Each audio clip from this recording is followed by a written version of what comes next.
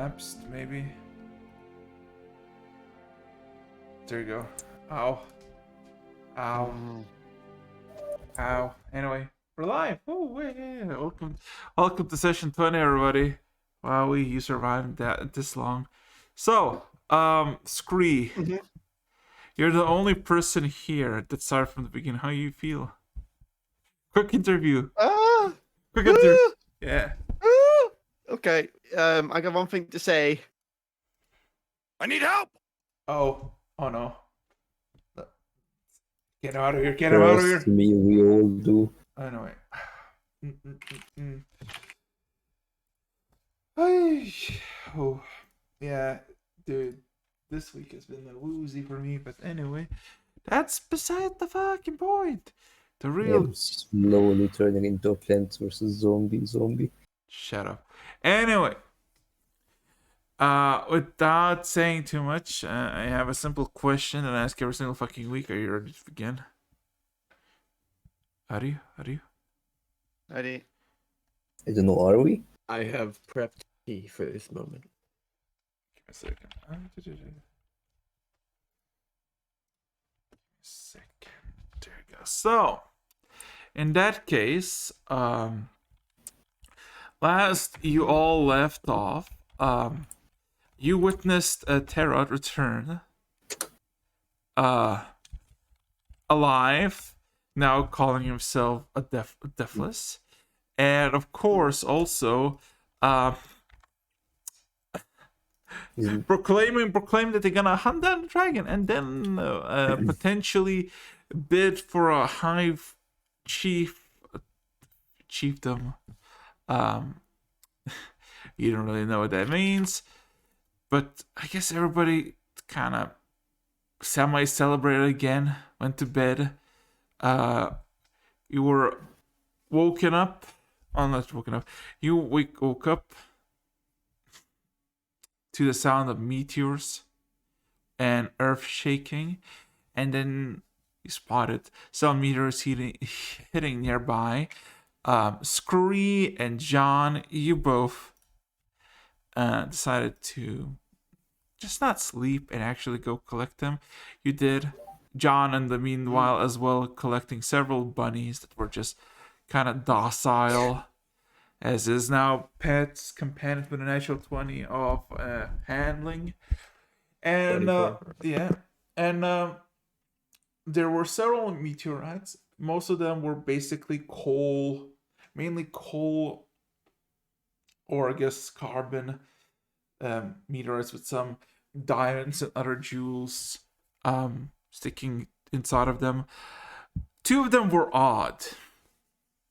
One was this material that was extremely spotty, extremely light, was glowing in divination magic, and was extremely light and kind of semi-bright. Holding Scree felt quite melancholic about it, and he doesn't really know why. And the other meteor was a bronze box that, by John's miraculous success, activated it into some sort of floating device. John, being the smart as he was, he dubbed his device Bob.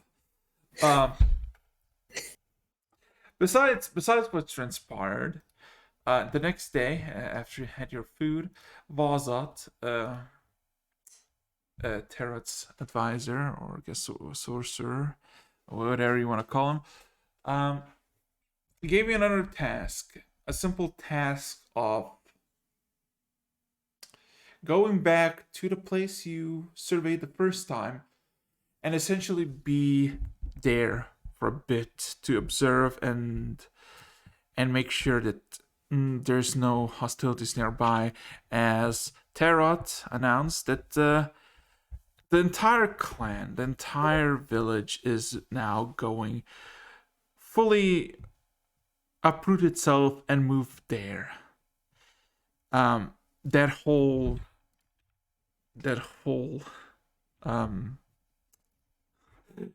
speech wasn't very promising, but nevertheless there were some people who went there. Making it there the second time, you found that the cubs, the Pampers, basically left everything behind. You found a sealed off place below the hollowed out stone, which was, you assume, some sort of hatchery, and there were a bunch of skeletons that sealed themselves off, and he potentially died there. Scree looted the scepter and posed as a monarch for a few moments before stepping outside and just slowly preparing for, I guess, the arrival. Nothing really happened for several hours until the people arrived, except for Scree. You notice that there is something odd about the surrounding place. You were told that this was a hostile place compared to where you were, but you haven't seen any singular life form that poses a threat, except for the Panthers, which you, I guess, the chieftain conquered. And then you realized in the distance, trees were moving in a natural way from one place to another, and then you realize there is something hostile in these woods, but it's not as simple as simple prey. So, last we left off. Give me a second. Let's hope it's gonna play. Let's hope it's gonna work. Ooh. There you go. Ay.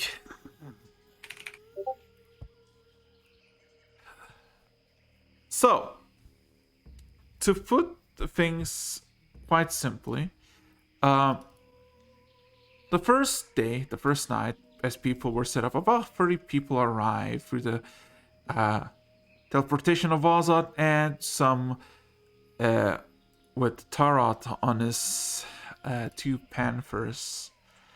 As makeshift tents and camps were prepared, and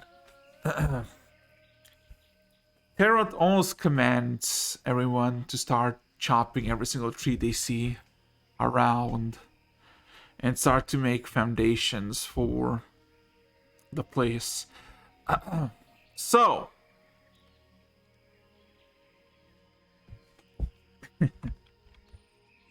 okay, so as Esther kind of commands the orders for the people to do, he kind of looks at all of you, all 4 of you, kind of eyes you for a brief moment, not really know what to do,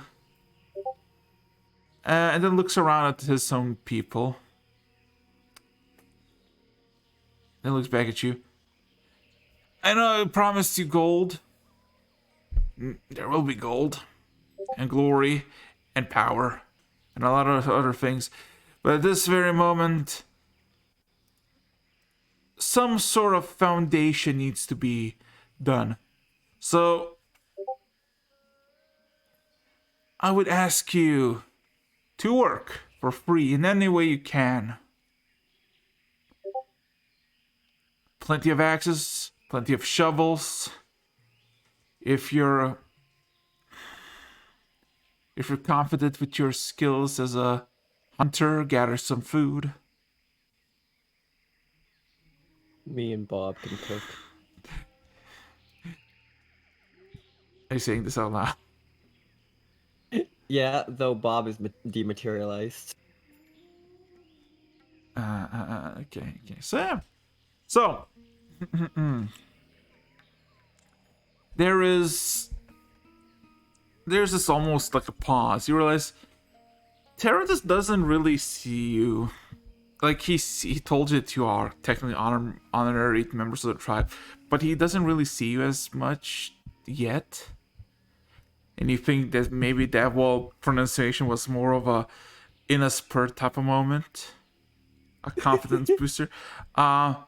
He's being honest with the request that there will be, glory and gold, but he's kind of almost ashamed because it's not very, warrior-esque to start building all of a sudden. Nevertheless, he leaves you to it, and he basically goes down to the forest with his fellow kin and starts chopping trees. Well, everybody's like, takes several swings, like 4 or 5 on a smaller tree, or maybe like 20, 40 on a bigger one. Tarot kind of like almost clears a single small tree with a single strike. And it takes like 4 or 5 large swings to tear down a singular bigger one. Okay. So how this is gonna work is day by day. For each individual day, one of you will roll me a d10. Besides that, you all can decide what you want to do from your list. You can't do all the things at the same time, so you know. Understood. Yes. So Me and Ira are building an oven. I was told that. Okay, You so doing this again?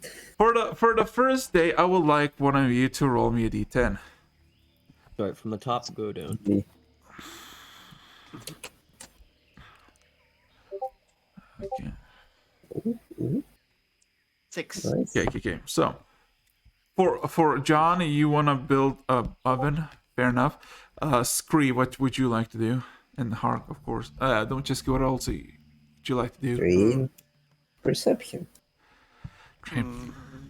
So the It's the 4 first day. Yes, first day.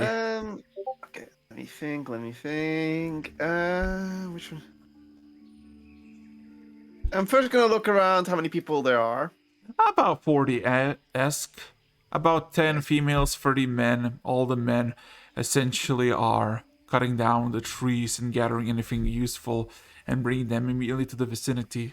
They don't go out like for hundreds of feet. It's like everything is from one side of the, like, you can see everyone in like an area of 300 feet. It's not very difficult to spot. Okay. I'm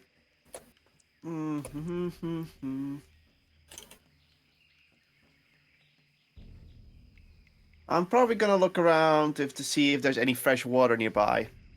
Roll me perception investigation.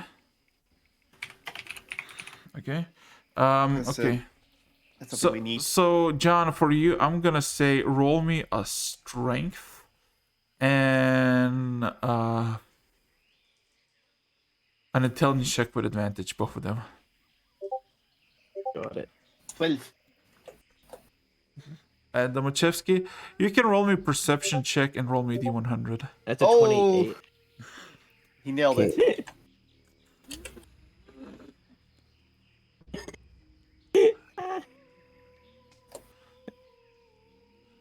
Here's the perception check. Legally blind, as always. Okay. And here's the D100. Also legally blind. Okay. So for most of you, well, for first of all, Scree, you do realize there is no river, no source of water. There are several puddles which you assume are weak-souled water, just kind of left over, so it's not good. But then you realize that you spot one of these spots in the grass about 50 feet around. It just kind of looks like a simple puddle, but it's incredibly deep. Examining closely, you realize something or somewhat in the past happened here, and a bunch of earth was basically uplifted or destroyed in this almost 2 square feet of ground. And this is like a small little natural well. It's not even a well, it's just a natural Reservoir. yeah. So you do find water. It's not a well, but it's not a river, but it's better than nothing. The water is clean and it's not poisonous. It doesn't smell odd or awful. Okay. Um, Any fun? yes. Another. As for okay, so for Domachevsky, you try to basically perceive the forest, see if you can see anything, any basically spot and identify potential friends, threats, and just everything through the horizon. You fail fucking miserably because there's a lot of people that are basically walking past you or sometimes even on you. A bunch of trees are getting fall down, so you're like concentrating on the tree, and all of a sudden it just falls down. not your day. John, with the help of Ares, We got really good. you basically, how to say this, with the inside of Bob. Yes, with the inside of Bob, I'm just gonna put on the image of Bob so people know what Bob is, because people might be like, Bob, the some human, right? No, this is literally Bob. This is best I could describe is a Bob ghost is from my the friend. yes. But yeah, basically because you have Bob's inside, and you realize that you need like the most not common, but like almost like a big oven for a lot of people to feed, but also can cook several different things. And of course, you basically think that you gotta do the basic, but you gotta do it proper. And with the help of insight from with Bob and help from Ares from the stone shading capability, in a matter of 3 hours, you make almost the same oven, just a bit bigger and wider than you did in the Underdark, in the Red Mushroom Valley. And it's about maybe almost 2 times as big as the one that was in Red Sky. And you do realize there was a lot of odd things you were doing that you didn't got much sense of it, like constructing the pattern in the oven some way, and you didn't really know why. But then eventually you realize when the whole thing was finished, you made like a 8-floor multi-layered heating system in this oven that essentially could keep warm for hours. The gods of the Yeah. bread watch Yes. over me.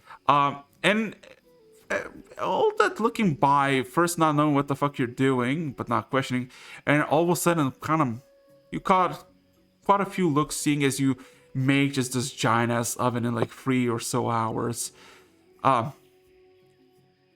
Everybody's impressed.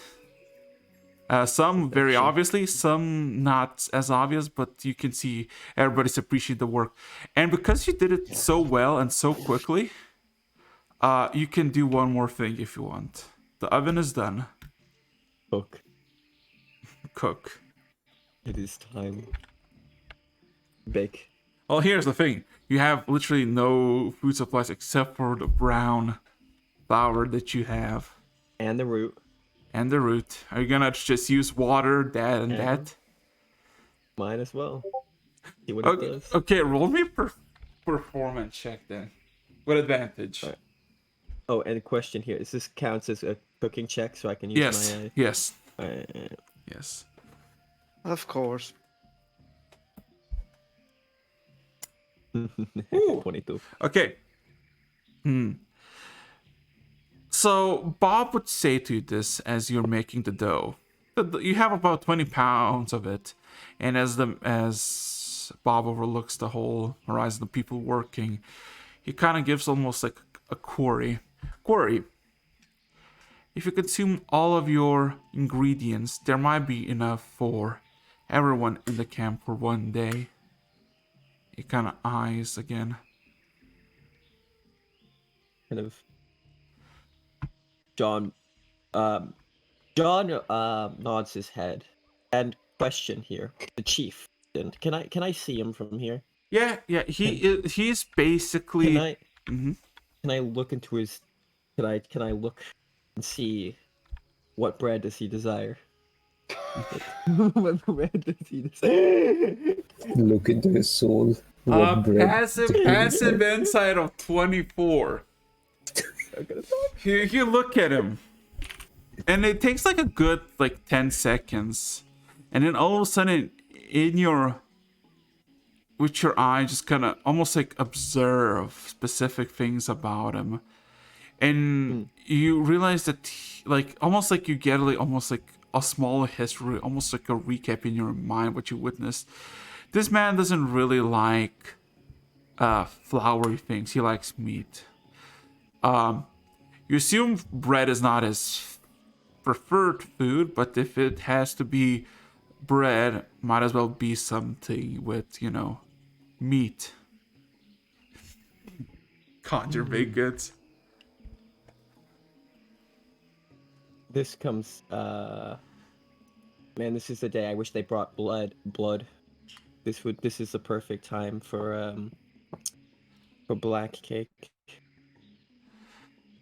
But given that, I mean, sandwiches are in order. you do have your rabbits. You have 7 rabbits.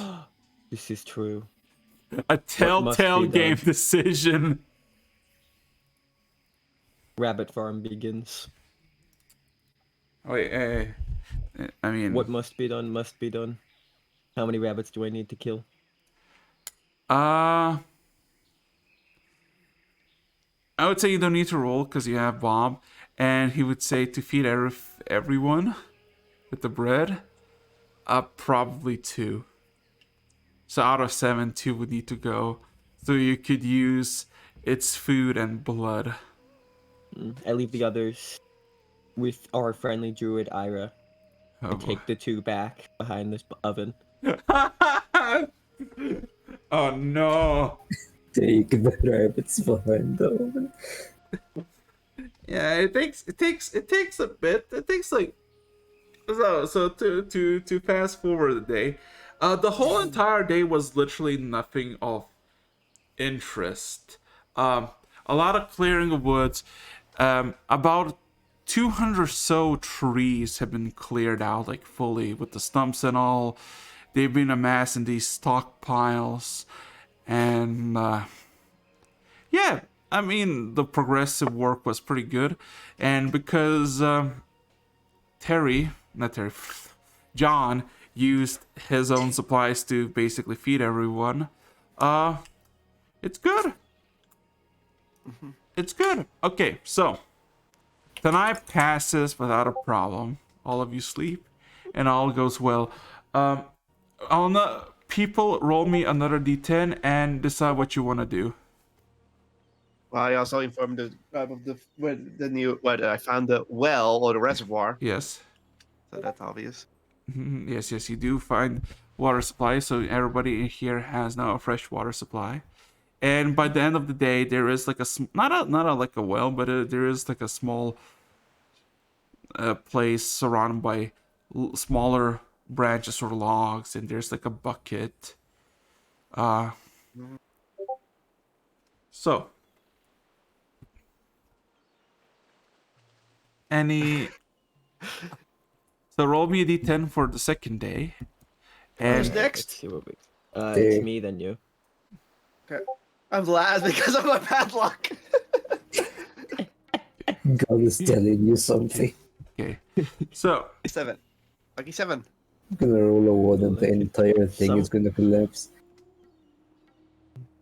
The camp's going to like fill in with toxins. The Ents are going to raid us in the night. Anyhow, So, yeah, what would everybody like to do? Because I'll tell you when you all made your decisions. What,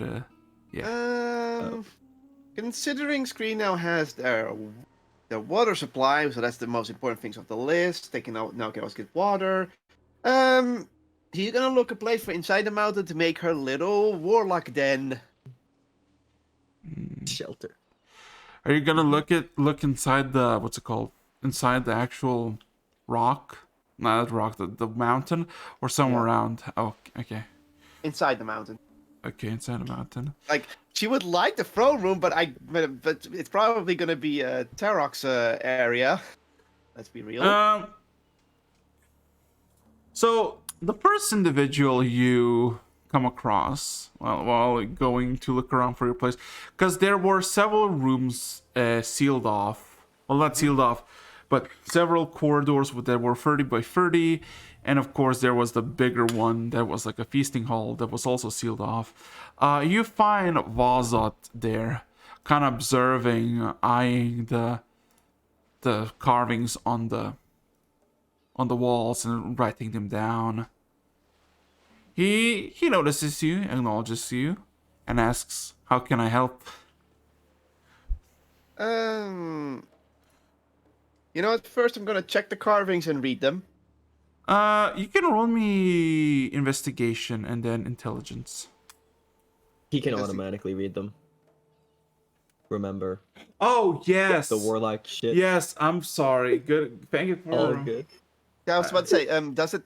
Don't I have what? Here, let me check my Elder's Yeah, it invocation. slipped Oh, his it's on the mind for a bottom. moment.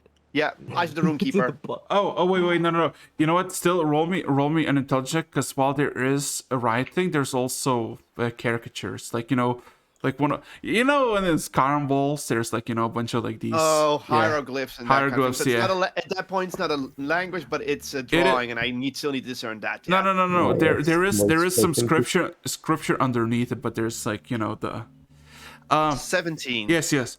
So you look at the thing he's looking at, and you realize the entire walls are basically carved out with instructions of how to maintain wyverns.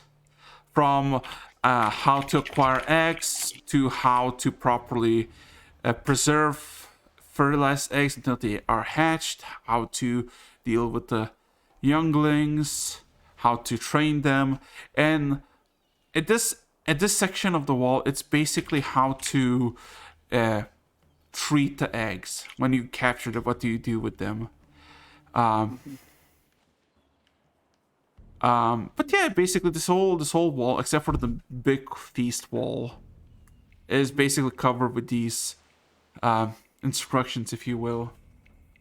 Then I look at was it and pretty much ask him mentally, because I know I can speak mentally.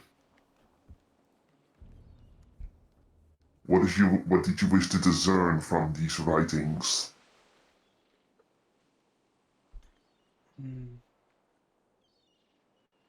He all of a sudden points the book at you, but immediately starts backtracking a few pages. 20 pages later, there is this few footnotes and this caricature of several warriors in the background facing off a massive dragon as it's roaring at the group. And there's this highlighted item by one of the warriors that looks like a mace. And as he kind of notes, he points at that thing and just says, I'm looking for this. Apparently there is some sort of lure made by the Trigmarians way back in the day that makes some sort of noise or sound that is irresistible to the dragons. That is my main lead of how to lure something that would not go to land to land.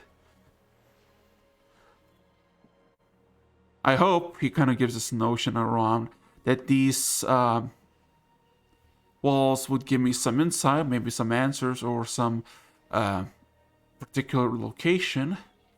Thus far, nothing. Scree shakes her head and then pretty much informs was it. He simply describe on how to capture and tame wyverns, and even how to raise them. That is all I can read from it. He nods. Yeah, I can see that, but also that is valuable information, seeing as Tarot wants to revitalize the Wyvern Riders, so I will need to translate these sooner or later. But maybe there's, some subtext or something else particular. Low hopes, but there's hope that I will find something. Okay. Then Scree will now ask her question. Is there any location I could claim as my own abode?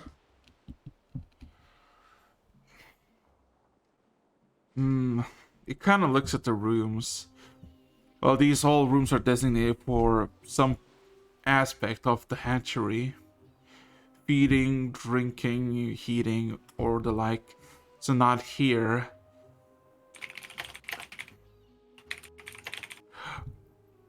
Ooh, he kind of all of a sudden looks, as he kind of gives this motion to look around, he kind of looks back at you. Why do you need a location, a place? Then Scree will just give the honest answer. As honest as Scree could give. a place where I can do my own research and things, so that not everyone will simply walk into it and may get injured. He kind of scratches his chin a bit. You could look around and see if there's any caves or something like that. This place is pretty specialized. Even here, every single place has a hallway or some particular task, and then he kind of looks at the big hall in the distance that you plundered unannounced. It kind of looks at the skeletons, looks back at you, and I think that place is gonna be more of a gathering place than anything, so that's off as well. I'll notify you if I find something around here. I'm gonna see if there's any more ruins or remnants of this place. Apparently 7 centuries ago, this place was booming with life, surrounding temples, buildings, and the like. Looking around, maybe you'll find something interesting. Screen nods and gives a small bow, and then decides to look around for some caves to find something interesting or a place to call her own abode. Investigation or perception, John? This guy's I'm going with investigation. John, John Mabdane. Hello. I mentally just reactivated. same roll. What's up? Cool. Do you want to do anything the second day? As Ares is gonna actually help out with the people, because people want to start doing foundations and they want to clear a specific, like, you know how with foundations they want to have like a precise piece of land, so you know everything is direct. Ares basically helping with that. So We'll say this is one of the days I spent just talking excessively with Bob. okay, let's go. Can everyone just pass an insight check for me? Not insight. Sure. Perception. Sure. My brain is a mess as well. Don't worry about it. Let's go camaraderie. Camaraderie and insanity. Let's go. that's a Domachevsky, good what would you like to do for the second day? I'm blind. So Can I train strength by Might as well helping lucky, cutting down the trees? You do not train. You do not train stuff like that, but you can help out. Then I'm gonna help out. Okay, roll me a strength check then. I lucky to better. Listen, this is not Kenshi or something like that where you hit something very hard and you get stats. Not yet. So I You will roll find a way. the strength. Do I roll the +2 or the +5 in saving throws? Plus two. Okay. Ah, Oh, every trees cutting. as time goes on. So for John, you're kind of just fully indulged in the questions that you asked Bob. I did get a 19, just to clarify. Oh, Lucky. oh.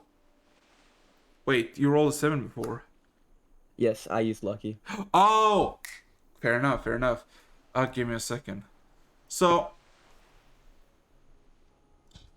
as you kind of have this conversation, not really bothers you because you already did a cool thing.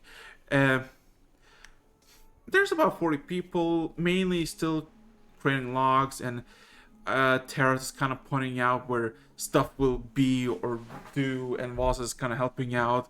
Ares with a handful of people clearing out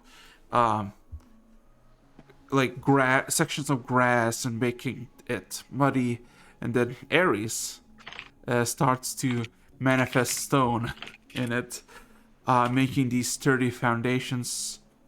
While you're just kind of observing the life and just kind of listening to Bob, you see something above you, overhead, in the sky, several hundred feet above you. For a few moments, you think that there is just, like a small flock of birds flying about. But then you look a bit closer as the day goes by, because you've seen several of these flocks, and you realize they're not birds. They're not like they're not flocks of birds. They are entities, humanoid creatures that you Oh, know the name of as, or I guess the designation of, as the harpy. You see a pack of 4 to 5 flying every few hours, just flying by quite high. No shouts, no screams, no displays of power or the like, but they seem to be just flying by. Mainly from the north to the east and from the east to the north. Um, With mm, I'll ask Bob then. Bob, are harpies typically dangerous in this area? Corey, what is a harpy? He's slowly nods.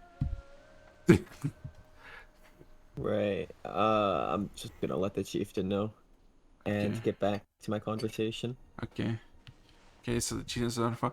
And Scree, through your just kind of wandering around. Basic gist of it is this is a big mountain. It's like maybe if you want to go around, it would be like about a mile. It's quite a big stone that has been hollowed out. Uh, but you do kind of delve into the forest Yeah. around the you delve into the forest around the I guess the chopping wood. You find nothing, you look around, and a bit to the east, as everything is kind of happening westward of the mountain, somewhere around east southeast, kind of going through the jungle foliage and trees. You do all of a sudden find, almost just blatantly appearing before you, a moss overgrown pillar that is clearly seemed to be of some sort of metal, rusted and covered by it. Looking around, you do see that there is some sort of building here. Most of its foundations still intact, as they seem to be made of some sort of metal, but everything else basically overthrown and destroyed by the surrounding forest area. One thing you do know or notice, this you don't know what this building should be or was, because it seems to be like a 20 by 30 building that with some metal foundations, and you do find a metal hatch covered by the moss as you were kind of walking through the middle, and you kind of felt a ring tug, and you kind of see this hatch, this rusty brownish hatch. What would you like to do? Cast detect magic. There is no sense of magic anywhere. Okay, good. Then I first take a small look around. Then I try to open the hatch. Roll me a strength check. This is gonna go terribly wrong.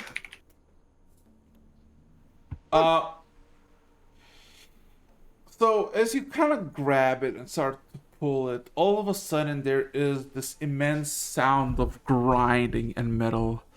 This hatch is metallic, and the rust that is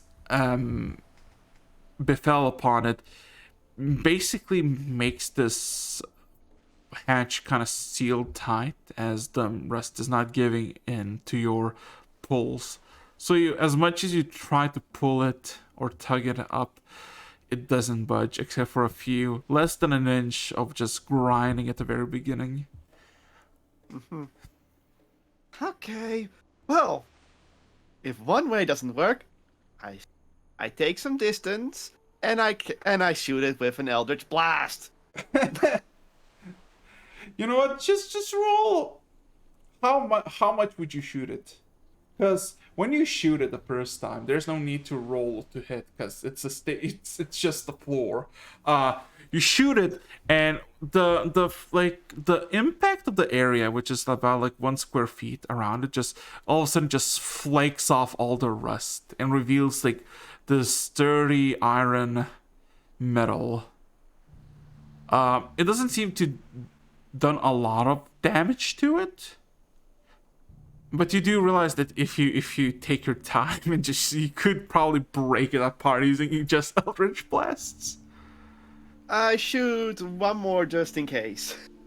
You shoot it again. You hear you hear this crack sound, like as in the rust scatters a bit more from the impact. The whole thing vibrates, gives this buzzing sound.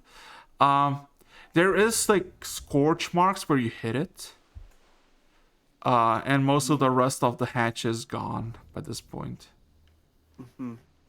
So is there? So how big is the? There's a crack in it, round, right? Or What? not yet. Wait, what? No, there's no. No, misheard. Okay.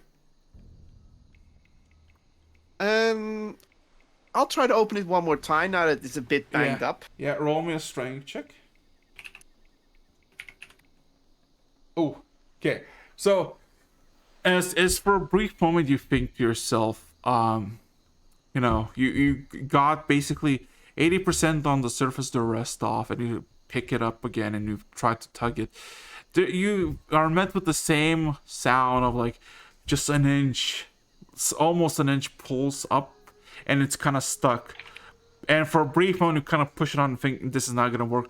As soon as you think about it, the rest kind of gives in, and you hear this like dozen of eggshells crack as you pull it upwards. You see the first thing as you pull the hatch. This entire hatch, the upper hatch, is basically covered with feet of rust. Some sort of like stalagmites of rust that you assume like quite a bit of it has been basically destroyed by your vibrations via Eldritch Blast.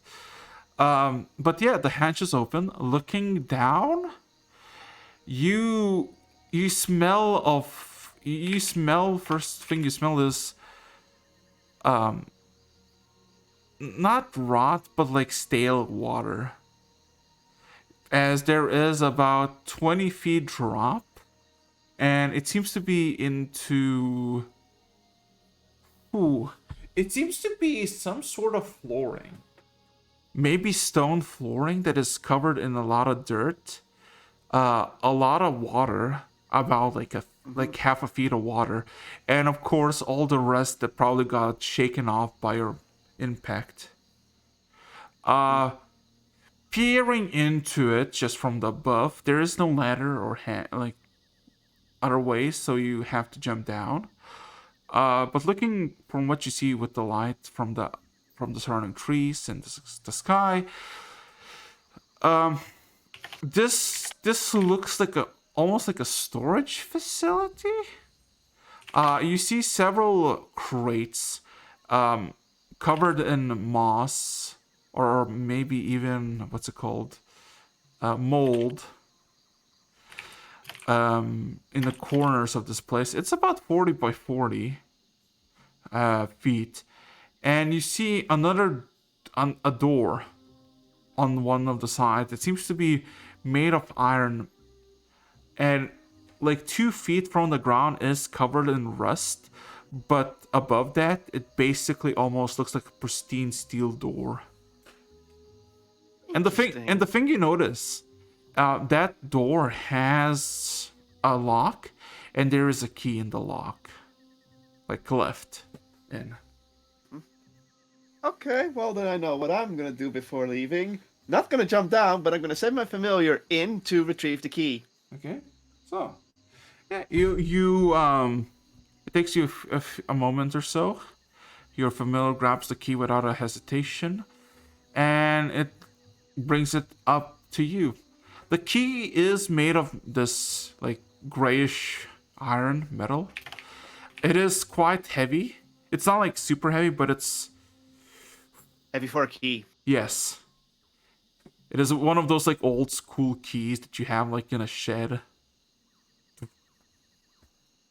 Skeleton key arc. No. But yeah, so this is a thing.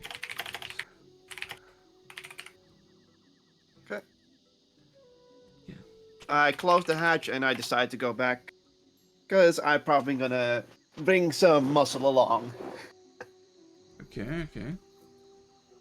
So, as for the day, second day, a lot more clearing of the trees. First, you mean? Yeah, the forest. I mean, for the camp as a whole. Um, a lot of clearing still.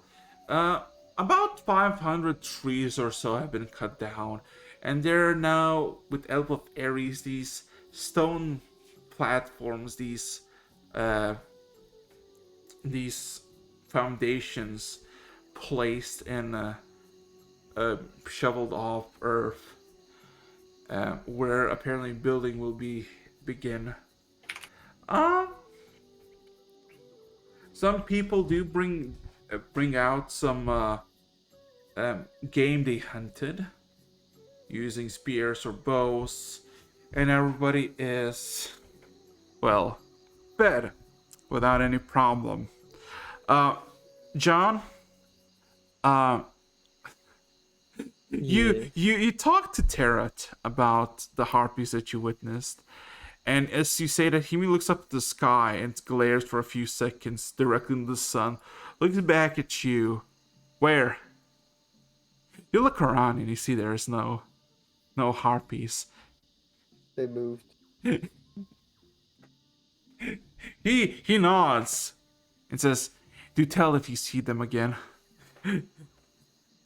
Yeah, but second day without a problem, I guess, with some harpies in the distance. So, third day. Well, I'm gonna. You might be thinking, I'm gonna get Ares. I'm gonna get John. No, I'm gonna get Domo. Ooh, okay. So Eat everything. Clean it all out. I'm first gonna get Domo, and then first I'm gonna find a ladder because I want a ladder to get down there. Well, nobody has brought a ladder here. Then we'll think of something. The best you could do is basically use the destroyed trees and make something. You could always of a- have iron stone shape. Ares. Yeah, so Ares could use stone shape. I mean, he could. Okay. Well, I guess I'm gonna have to ask Ares for that favor too. Mm-hmm. First I'm gonna approach. Then I'm gonna approach Domo.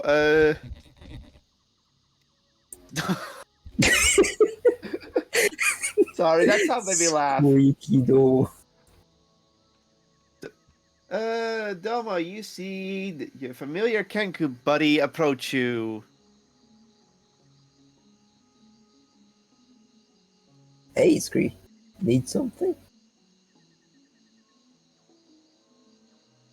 Scree holds out the key she found yesterday and then looks at Domo and says, I have found an underground location with a key that was in the door. I might need some help, considering it's all made of metal and, well, John seems busy and Ares has a disdain for metal. Wait, hold on. What am I gonna do to the metal? You're implying I'm gonna shoot the door? More like finding something we can use from there.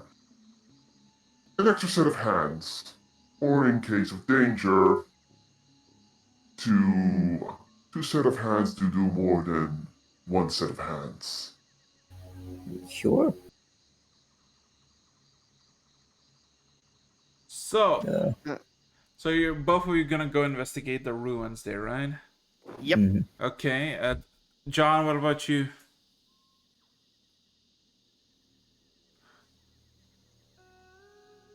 John, you're still muted. Yes, John. Also, Scree, you can roll me a d10. Let's see. Oh, yeah, I have to roll the d10 Freeze today. D10 at last. Yes. Gas. Ooh! Good Ooh. luck. This is ridiculous. We're gonna bump We're into screwed. the harpies. We shall see in a second. So, John, while Scree, Domachevsky, and I guess Ares are gonna go to these ruins that Scree uncovered. What are you gonna do? You have no food, as in the terms of supplies. You have some like from your own because you're bred. So what would you like to do? I got rations for myself at Yeah, least. yeah, yeah. So what would you like to do? Mm-hmm.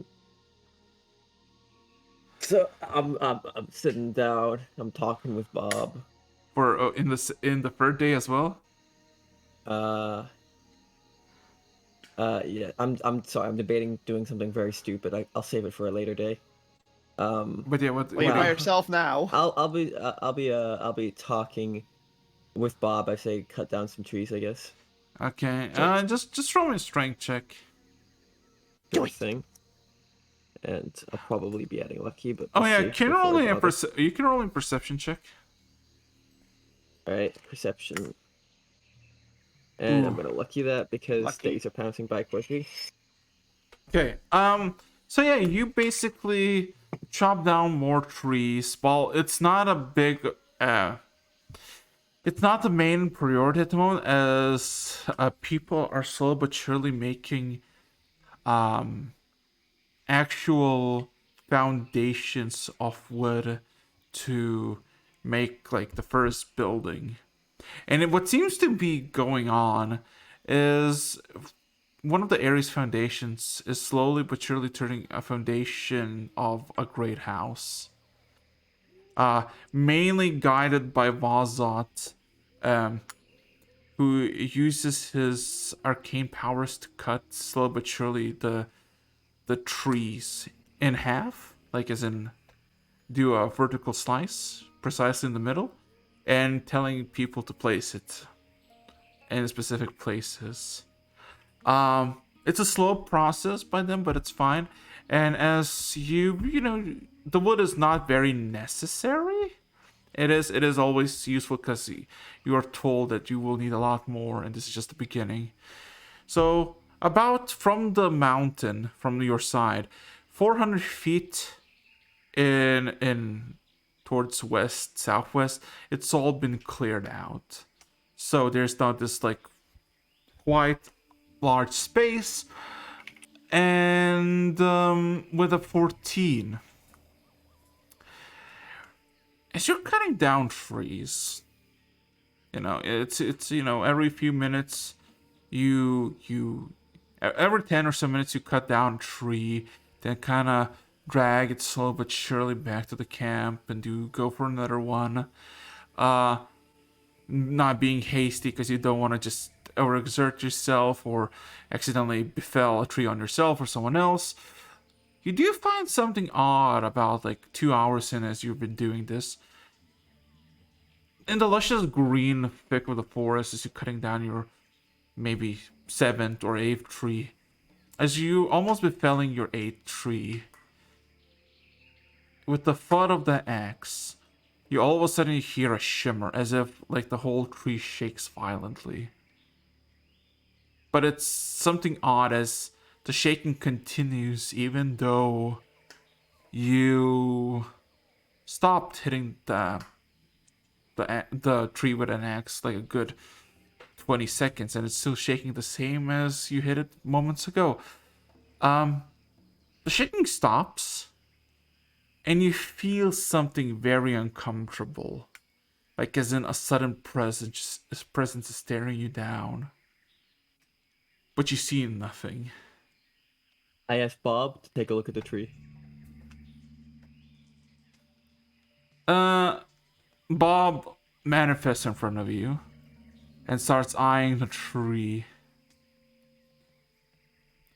looks at you and says, "Subject noted and cataloged." Anything strange? Is it just Quarry, define strange. not tree?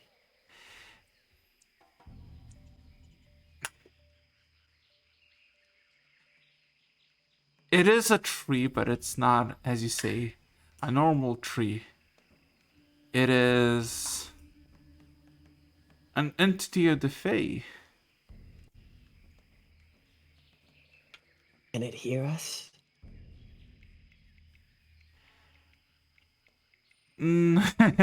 As you say that, uh, the your companion Bob just kind of looks around and then kind of looks at the ground, looks kind of towards you and beyond you, and then it looks at you. I would advise you that you chop it down within the next 20 seconds or so, or the roots will try to puncture you. John's eyes widen. He looks around, grabs the axe. Strength check. Oh no, this is where my luck runs out, boys. All alone in the woods. Ooh. 22. So you're like okay. Immediately with the sudden adrenaline, you just kind of hit the tree and it kind of breaks apart with a single hit. You already were like 7 swings in, and with the edge, just kind of cleave it in half. And the first thing you see as you cleave it, the very core of the tree is bright green. Like everybody else has the brownish, maybe a bit whitish core. This one is like green. And it oozes green liquid as well, the sap. And as you hear the shimmer, the shimmer that almost sounds like a whimper or a scream. As all of a sudden you see around you these roots sprung out, not grasping you, but more like reaching out for air before they stop and become immobile. Bob looks at you, completely unfazed, and says, "Congratulations, opponent defeated." It's like there's a bit of sweat on John's face, not just from the X swing, but a combination of nerves. Can you roll another Hey, looks over- perception check?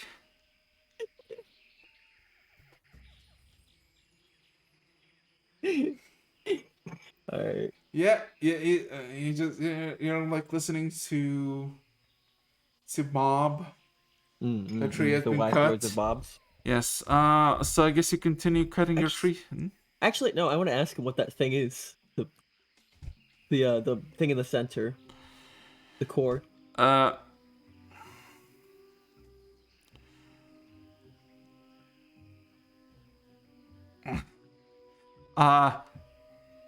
He looks at you, looks at it, kind of flies closer to it, looks at it, and then looks back at you. Data acquired, compiling, estimated time until answer, 4 hours. I nod and I continue on. Okay, so surprising enough, was just one of the trees that happened. There's no other trees that kind of gave you this odd fucking this. I do mentally mark down where this is to come back and take that thing later if it turns out not to be some deadly poison. Yes. Anyway, Kree and Domachevsky takes you about 20 minutes, and you find the ruins. I assume you ask Ira to make something makeshift to get you there.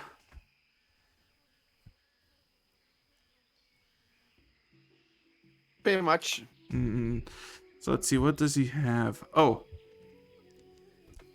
So what he would do, because he immediately sees the metal hatch and he kind of backs away slowly. So what he does, he goes to the nearest tree and you see from the root, one of the tree roots sprung out of the ground, and slowly but surely makes about 10 feet towards the hatch, and kind of makes its way to the very bottom.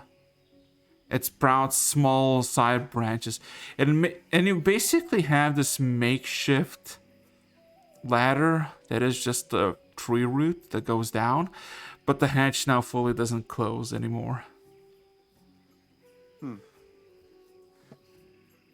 Well, Screen nods and thanks Ares for their help.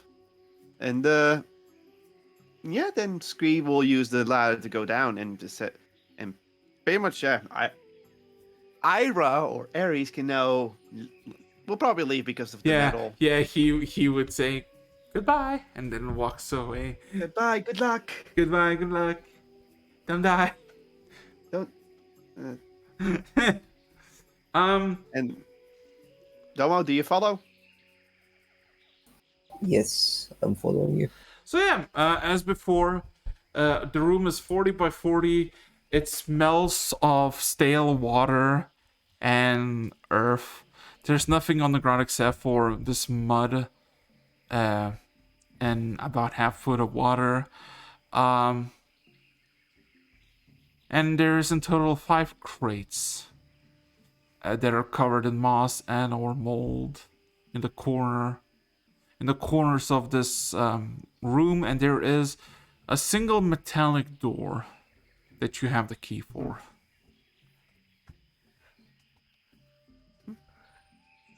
Screen eyes the crates. Then looks at Domo.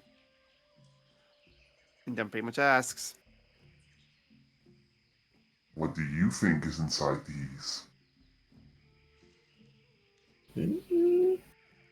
Weapons.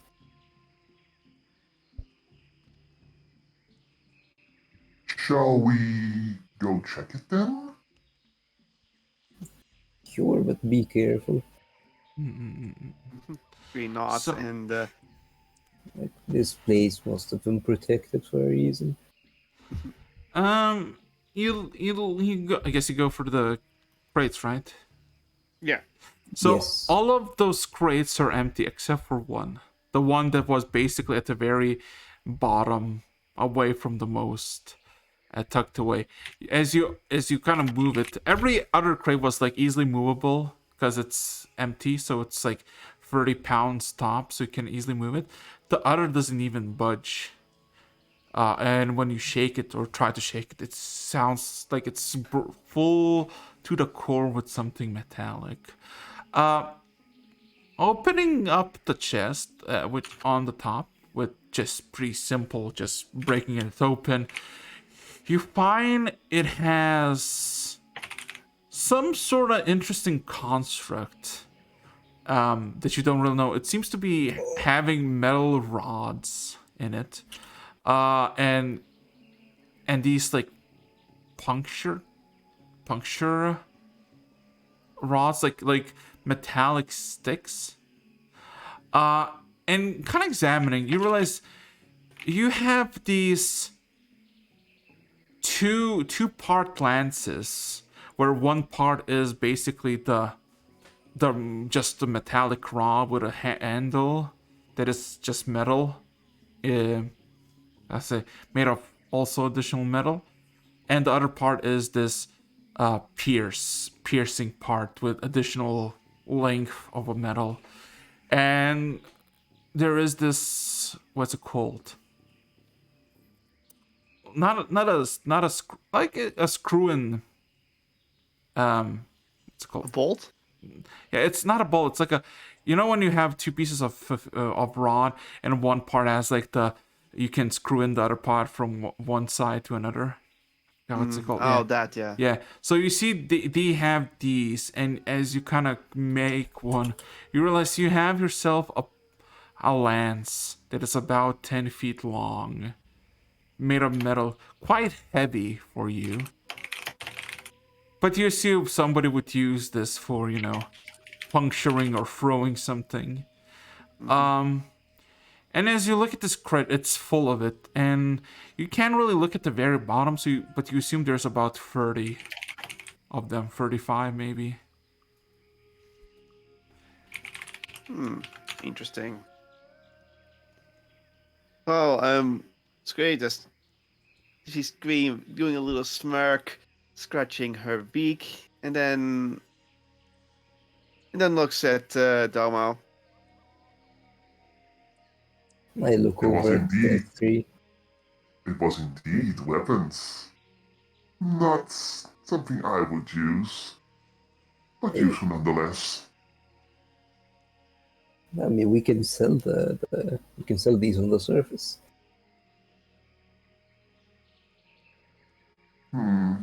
Yes, but considering the tribe could use some weapons and we could gain some favor with them, That's a good idea.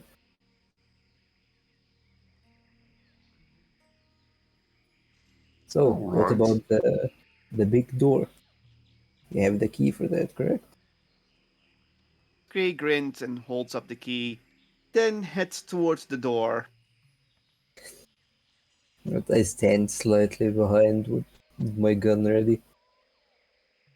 I Guys, Okay. I okay. put the key in the door and slowly turn it to open it. Yeah.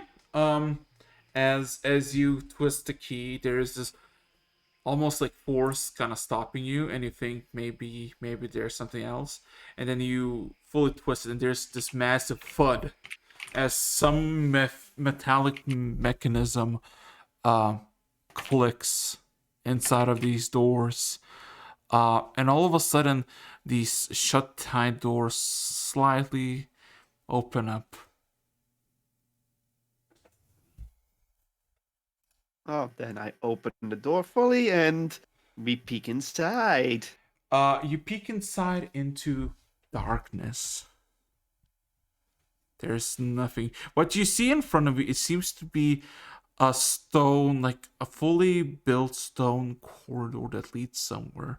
And you can see only like 20 feet in front of you, and then it's darkness. Mm-hmm. It seems Right. it seems I- like it had to its sides iron what's it called? The places where you held torches, I forgot what they called. Yeah. Basically they're they're supposed to be light sources, but there are no torches.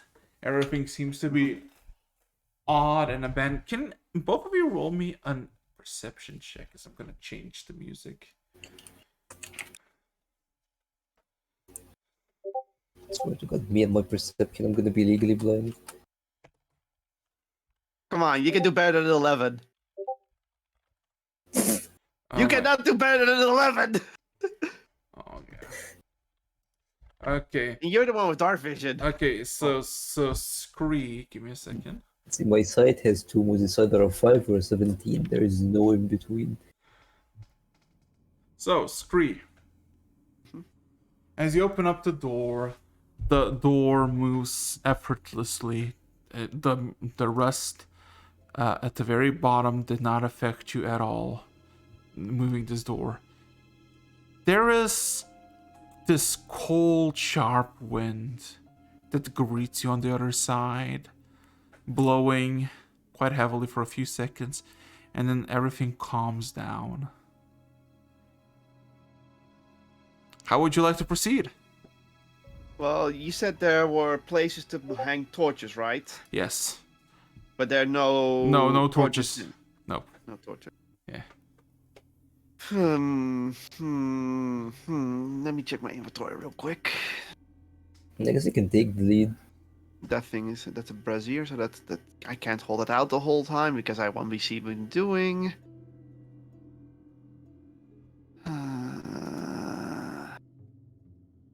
Don't you have anything to illuminate things in the head? Something to illuminate? No. Like, it doesn't matter if you have a stick or... Yeah, you know what? I look around for a stick.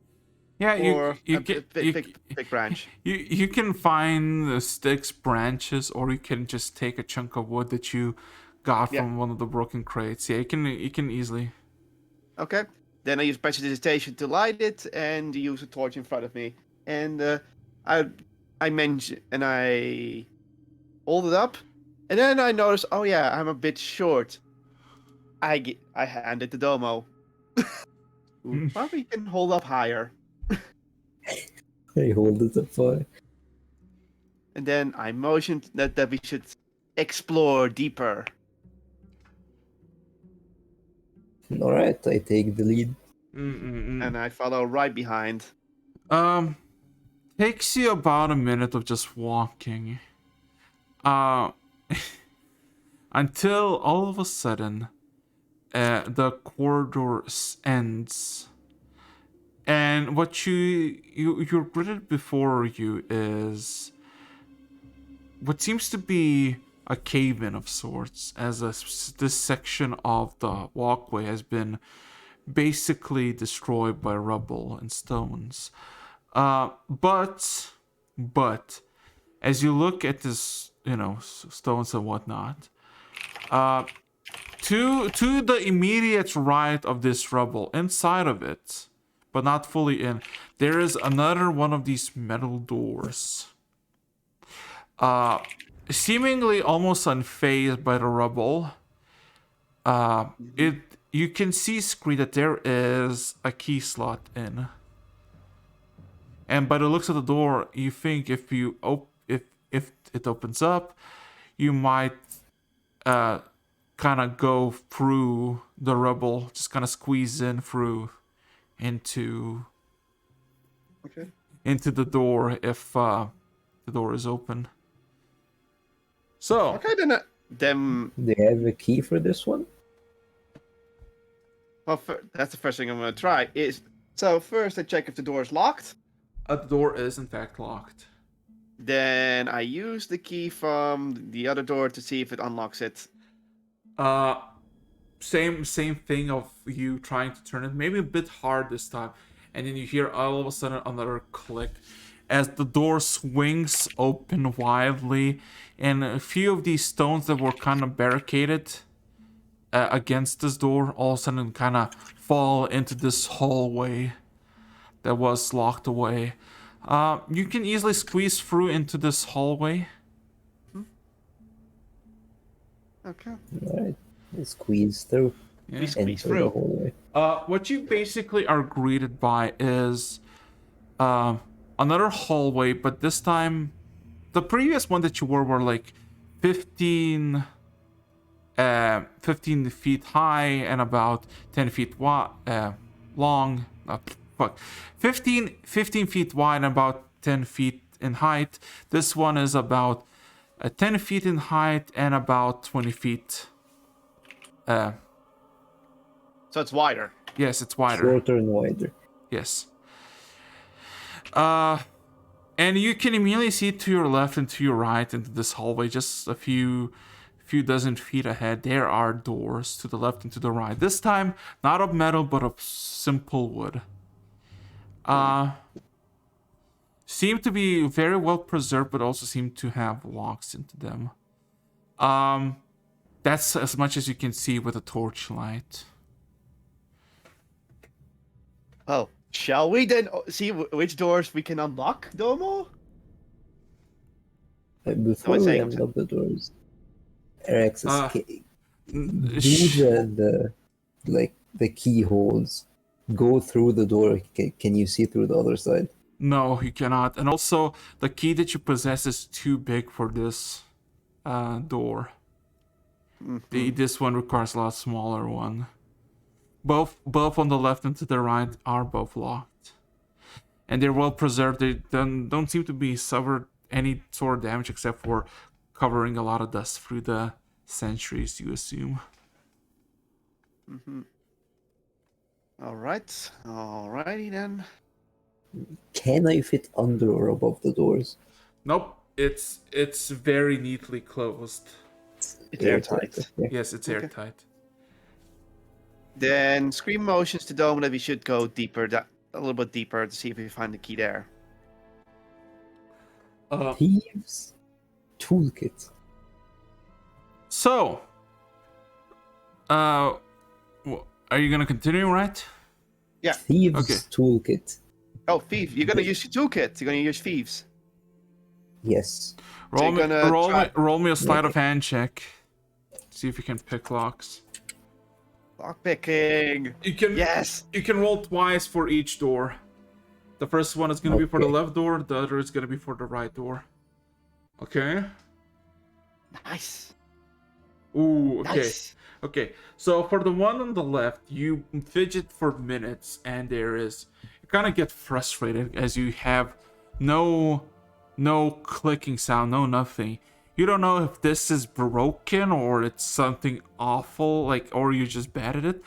You go to the second door, to the right, and in a matter of like half a minute, all of a sudden you hear the clicking, and a bit finicking later, all of a sudden the door just click, and you hear as the door slightly opens up. There is a smell, a noxious smell that kind of invades your nostrils for a few seconds. Ooh. But it fades away. As you open up the door, you are met by, I shit you not, hundreds of rat corpses.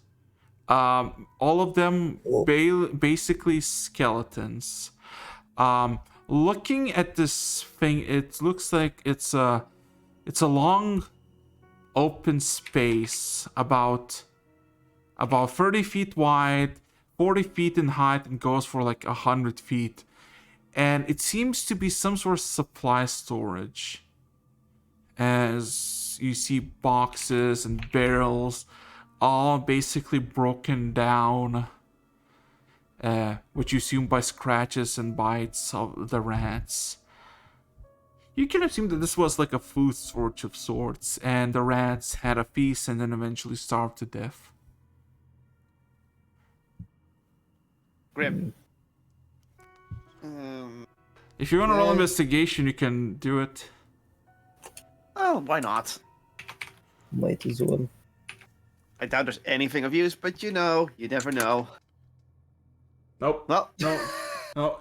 The main thing you could use this for is basically room, as an actual room, and maybe just the destroyed wood for burning.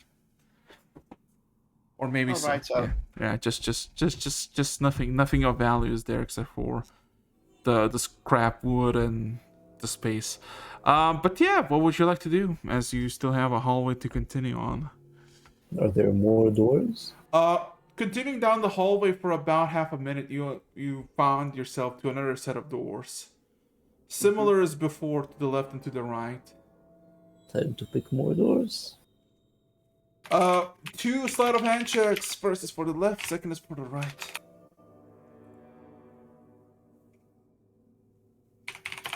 You finish with both of these doors for several minutes, nothing comes up.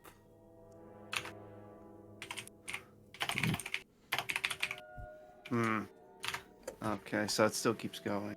Yep, it still keeps going. Yeah. Then we Right. go derper. Okay, you go for another 30 seconds, and you see the end of the hallway. And on the left and on the right, there is same wooden doors, but at the end of the hallway, there is a massive metal double door, same as you've seen before, but bigger, like a lot bigger, sturdier looking. And by this door, this metal door, there is a body. There is a skeleton body that has several of these spears that you saw in the crate puncturing him. You realize that he has perished here, got stabbed to death and left there on the spot. Okay, does he have keys on him? Roll an investigation check, see what you can see. I'm gonna give him advantage with helping. Sure. How much is advantage plus what? No, it's Nothing. it's instead of 1d, you do 2d. Oh, I really do. Okay. 19. 19. Oh god, he had such a bad. Okay. Looking around, you realize that he had simple chainmail, what seems to be a helmet that both have just been destroyed for the centuries and rusted. And you do find nothing equivalent of key or even valuables. And as soon as you try to give up, you kind of look around, just one more, and you all of a sudden, in the flicker of the torchlight, you see a glint in this empty skull. As all of a sudden you shake the skull and you realize there is something inside of it, something metallic. You you kind of go into it through the neck, and you pull out a golden key that is stained with very old blood. Can you just roll me a medical check? Medical. Yeah. That's grim. Your main thing with that is, you don't you know something happened to this key that you really do not want to think about. But nevertheless, you have a golden key. It is slightly smaller than Scree's key. Cool. I look at Scree and signal to him. Maybe we can use these on the small wooden doors. Screen nods, and then looks at the 2 large metal doors. They're like double doors, like they're Yeah, together. double doors. You look at it, and it's literally just, for a brief moment as you look at it, it looks like just a plate of metal, like just a metal thing placed on the stone wall. But it's a door. It has no sign of a keyhole or anything in it. Okay. Well, then you know what time it is. Cast Detect Magic. We're not gonna check the Yeah, I'm It, gonna check if the there's... 2 doors. it has no sign of magic at all. So then at least I know there's no magical shenanigans gonna happen. Nope. Okay. Yeah. I then Scree approaches the door and tries to open it.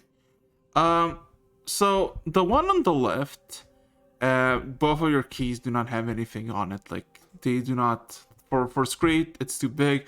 For the Machevsky, the key goes in, but when you turn it, immediately the intense force stops you from turning any further. So it's not the right key. On the right side, the Machevsky's key does in fact work. The first thing is you open it, you both smell immediate smell of decay. The first thing you see is this is a nice room. This is like a 40 by 40 and 20 feet in height room. That is covered in blood. Dried old blood everywhere, as you can see. You see it has what seems to be remains of a double sided bed, several tables, a bookshelf, a dozen of tables. Most of the room has been torn apart, as in moved and shoved aside and destroyed. It reeks. A Scree, because you have detect magic, there is signs of a necrotic school on the ground that looks like almost like a river on the ground, seemingly going somewhere deeper into this room. So there's some sort of liquid, you mean, right? As if there is an imprint on the blood itself. At the very edges of the room that you're there's the glimpse hints of necrotic energies or necromantic energies. As you go deeper in, or looking deeper into the room, the more viscous and more prevalent they look. Interesting. I slowly venture into the room.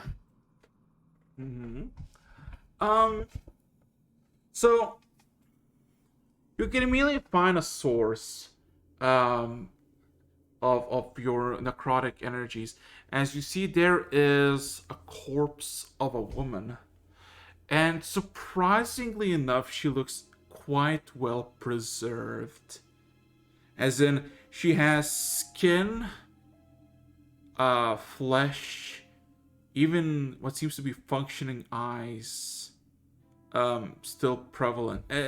She looks like she has died less than like 2 or 3 weeks ago. That's odd. She is teeming with necrotic energies, and she just you can see she looks like if you assume she looks like a human, maybe in her 20s, blonde hair, not very tall, kind of slumped against the wall, covered by a bunch of broken down, not broken down, just kind of pushed table as you didn't see it.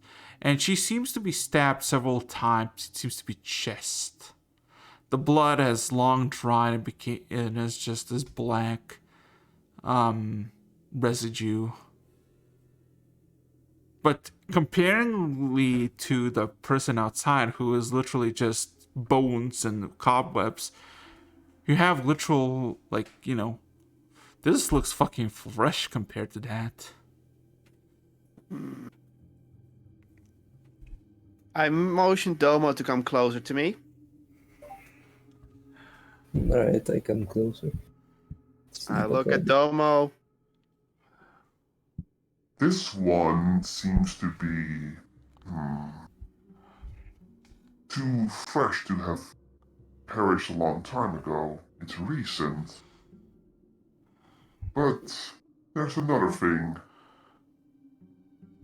I believe this one might have undead properties to themselves. So he's gonna walk again.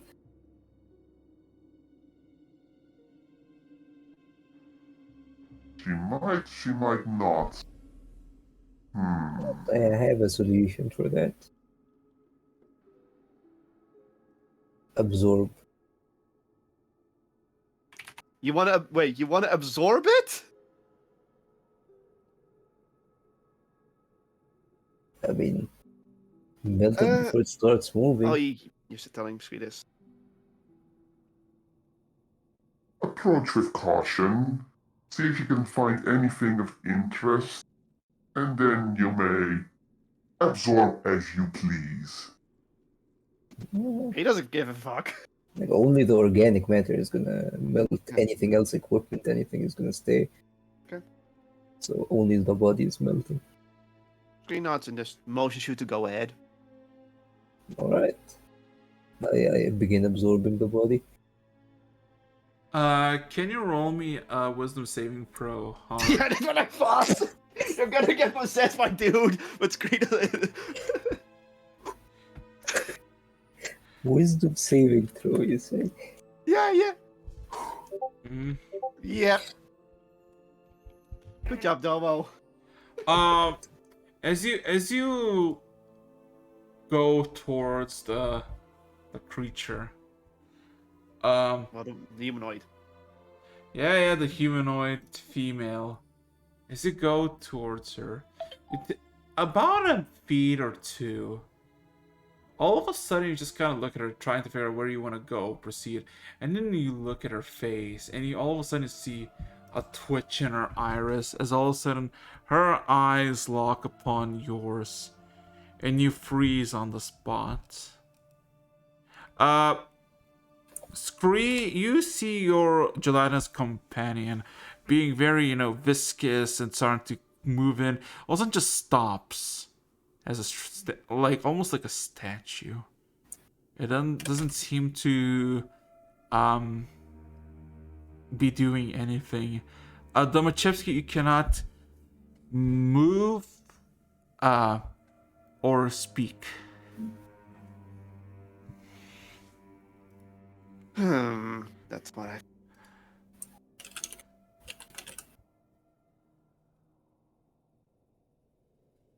Now, okay, I guess I don't have a choice. I'm gonna do something stupid, but there's no other way. I hold out my coin for an arcane focus, and I cast Detect Thoughts on, well, the body.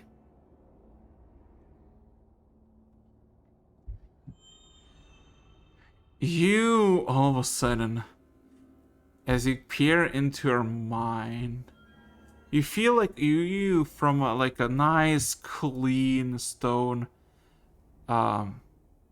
room, somebody just threw you face first into this swampy, cold ocean. It feels like you're in this maddening, pustular infused pot. And you hear almost like a whimper of thought enter your mind. I will not succumb.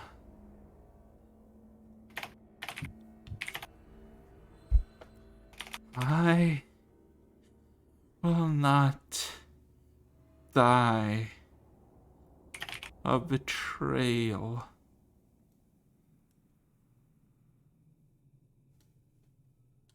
Mhm. What is your Oh, what's your yeah?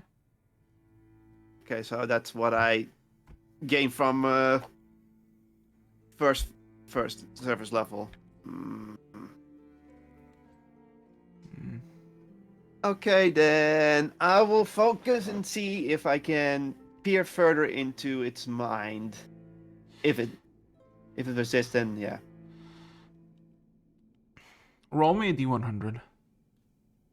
Yes. Consequences. Let's see what we get. Ooh, 32. ooh. Okay, give me a second. Let's see.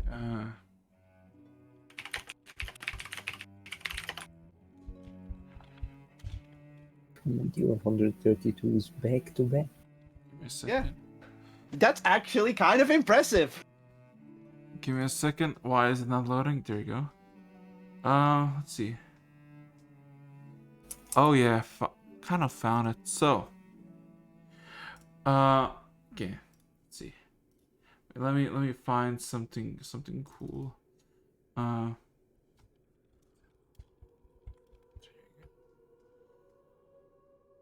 you go. Fuck. I need to see if I can find a proper ambience for this. Okay, so there you go. This is good. Okay, There we so go. there you go. So all of a sudden you peer into her mind, and it's like feeling the sensation of you getting plucked at the beginning into this pot of like this disgusting ooze of thought, and then all of a sudden you feel like you purposely plunge yourself into it even deeper. For a brief moment, there is the most noxious sensation imaginable as you feel like centuries old stale water suffocating you and drowning you. And as all of a sudden you breathe in and cough up, you see yourself in a room similar, just very well lit. Everything is in its place. And it looks like it's just been very well lit. Give me a second. I'm gonna do this in a second. There you go.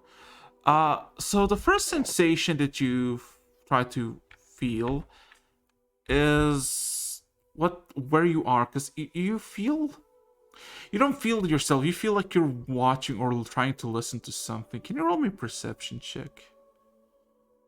Of course, I can roll you a perception check, my fellow. Give me a sec. 15. Okay, I'm just gonna make sure that I get the proper image real quickly. So, as you're kind of focusing up, the sounds of murky water subsides, and you're all of a sudden you can fully hear the surrounding echoes of everything. There is a lot of people beyond the doors doing their things, bustling up conversations, all mumbled, and then all of a sudden the door swings open, and you see a pair of humans run up in each other's embrace, giggling and laughing. Um, Go immediately into the bed and start talking. For you, um, Mhm. for you, you do not hear any words. It's all like a sensation of just listening through murky water.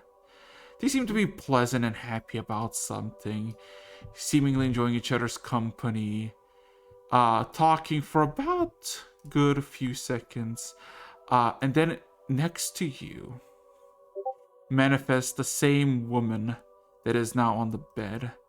But she is almost like a shade. But she has basically everything on her. Mhm. And she kind of looks at you and looks at the bed. I was so happy back then. I had everything I ever wanted.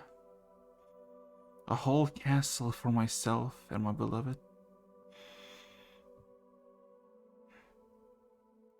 Why are men so cruel? As all of a sudden, you hear a loud echo of banging into the door. Both the couple all of a sudden spring up, looking at the door. The guy stands up, kind of cleans himself up, kind of shakes off anything, and kind of looks more presentable. Same with the girl on the bed. As soon as the door opens, all of a sudden the man is getting pulled into the hallway, and you see a massive spear piercing his chest. All of a sudden, just punctured.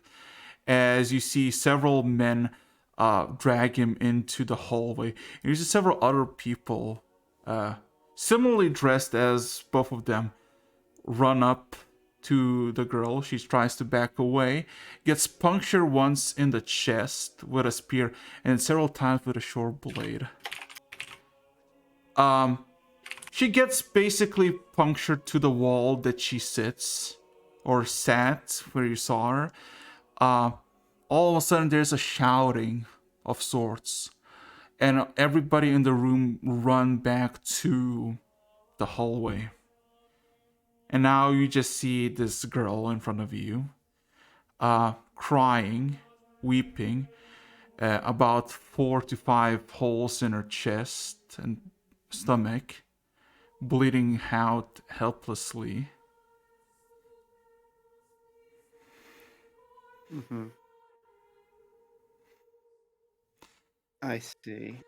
You see the shade approach you and kind of kneel down by herself as this one in the vision clearly is losing the life. The shade looks at you and simply asks, "What did I do to deserve this? I always follow the orders. So why did I suffer like this?"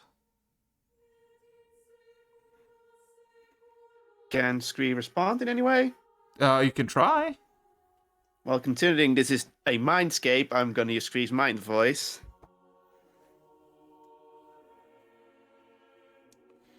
Betrayal. Theft. Many things. Some are simply greedy. Others simply do not wish order and will break any order. That is what may have happened here. I do not know. But I do know you still have the will to live. That's all. She looks back at you, listening to your response, and then nods. She almost has this like bittersweet smile as she looks back at her body, still clinging to life. I called out to someone, to anyone who's willing to help me out, to seek revenge. Somebody reached out, picked me up, and held me here for so long. All of a sudden, you see the doors. The doors get shut. You hear a locking mechanism, and then you basically see a sudden time lapse as all the torches eventually flicker down and die. Every single nook and cranny of this place basically slowly but surely succumbs to time. Not too much, but as much as you can. The body, every once in a while, becomes more and more decayed, but still extremely well preserved.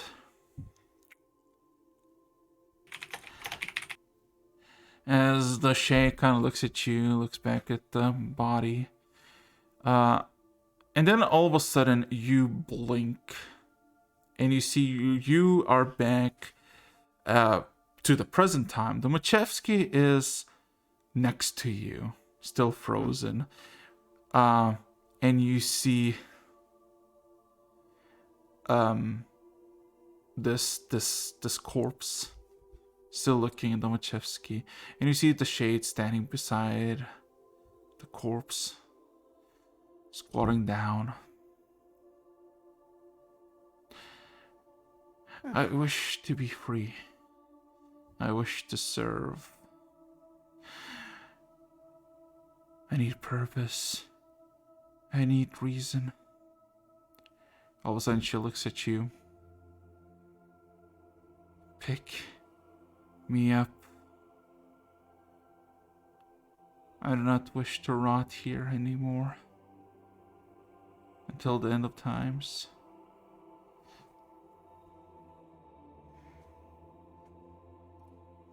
Scree nods at this request and slowly approaches the body and starts pulling out whatever's pinning her to the wall.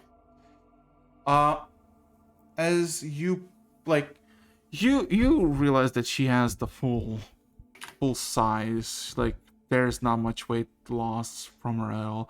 As you pull her, there's this almost like an embrace as it slightly claws into you. Not like claws fully, but like kind of holds onto you. And you, in fact, are pulling something out. As you pull her away from the wall, there is what seems to be a blade that was sticking in her. Like this very slim, dark blade that seems to be glowing in red and purplish runes. And as soon as you fully pull her out, and there's like a viscous amount of blood on the dagger in the wall, the dagger seems to fade away its color, and then all of a sudden the body that you just held, without any motion or sound, just stands up on its own. You peer into her brown eyes, sunken deeply into her skin, into her eye holes. Her skin is dry and livery. She is undead, but She's undead. Yeah, by the looks of it, seeing that she has, but she seems to be conscious enough to recognize you. The Machevsky, on the other hand, you are now all of a sudden awake from your terrified notion, as you all of a sudden, the last thing you saw was her glaring at you. Now you see just a leg to your side, Mhm.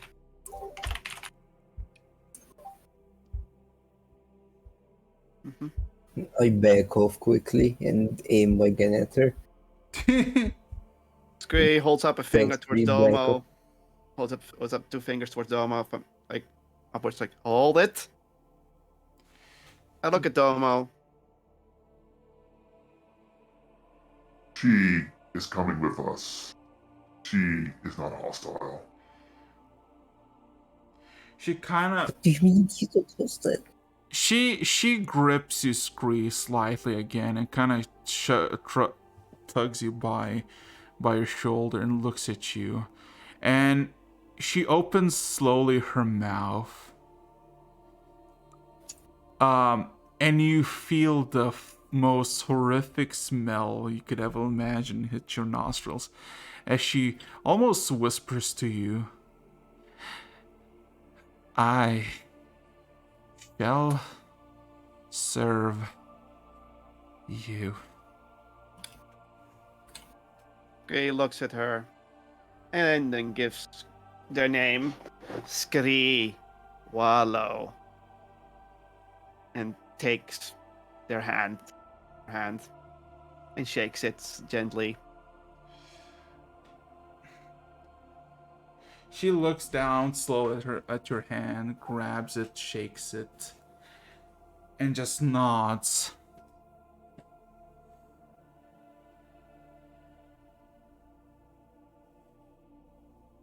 I look back at Domo, nods.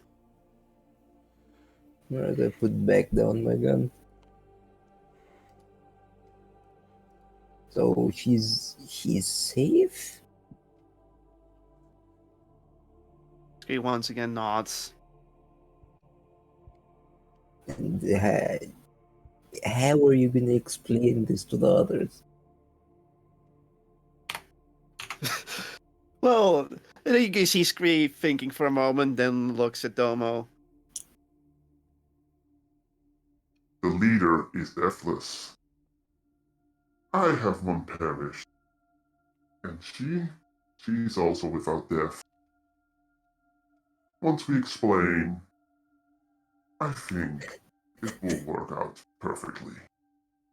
You really think he's just gonna let this into the camp under the guise that he's also deathless?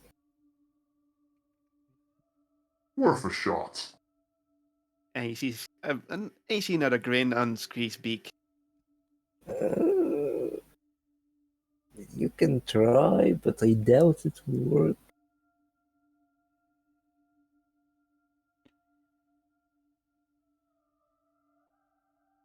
So Great. Hmm?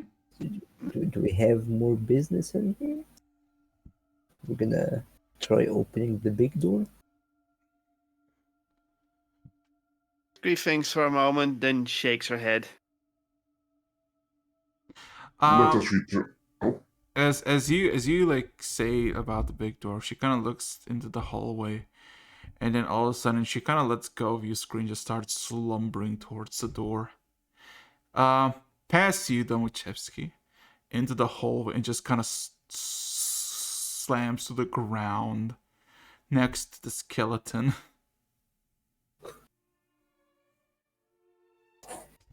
Okay, I'm gonna. You know this guy? This music. Yeah. This music will give me TOS. That's the worst part. I really wish I could, but no. Let's play this one. Shut up! Shut up! Shut up! Shut up! Shut up! Shut up! Shut up! No TS. Bad TOS. Thank you. Audio jungle. How do you jungle? Oh no.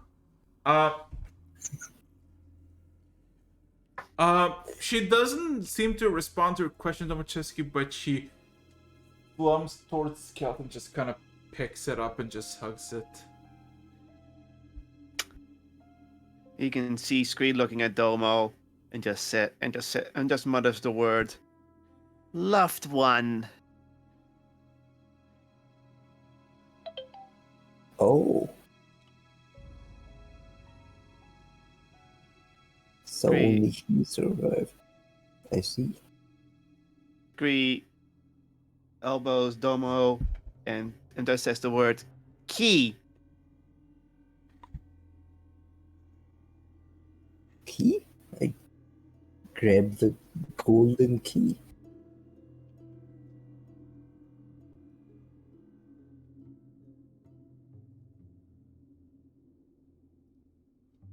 Scree just says to Domo, Hand it to her. After all, you did find it in the skull of that one, didn't you? Mm. But can she stand up to use the key though? I say as I'm going over to her and give her the key. You kind of give her the key, but she's fully focused on the skeleton at the moment, and she doesn't seem to have any interest in any of you. There, we found this key here with this man. Maybe he left it for you. Still ignored.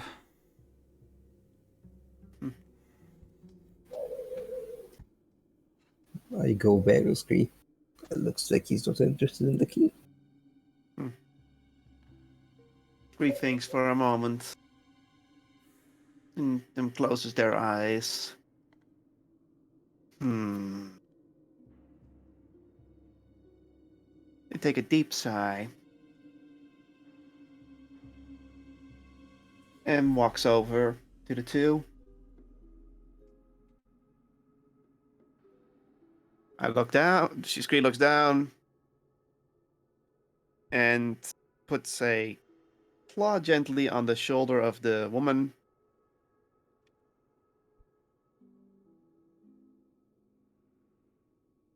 There are ways to bring him back, though very hard to find.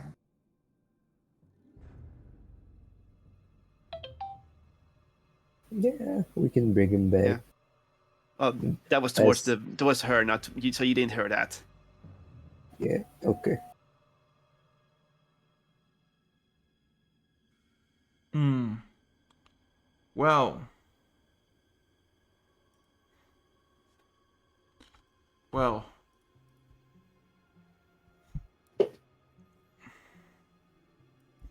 Well. So. Oh no. No response? No, Yes, no, no, response no. there. There is response. As you say that you can bring him back, all of a sudden it stops staring at the body, looks up at you slowly.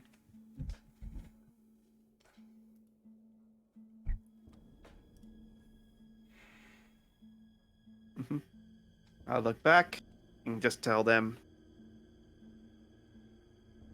There are powers that could bring back the dead. Though very rare to find. I've interest in finding such things. I even heard of such a location called the Well of Wishes. Though it's very far from here and not much is known, it might be something you might be interested in.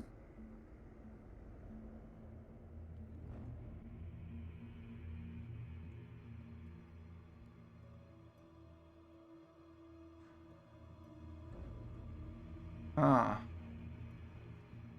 Can you roll me persuasion? I have not been good in persuasions lately, but okay, Oh, not bad.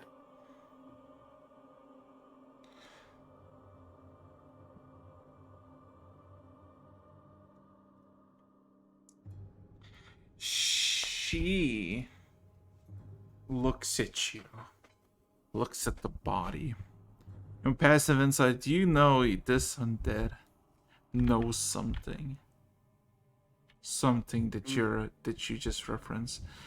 And immediately she just kind of stands up slowly and it points at the door above, in front of her. And mutters a very simple there.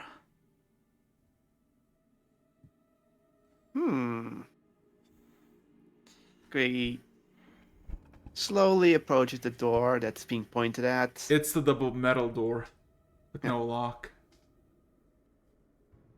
And attempts to open them. There's no way.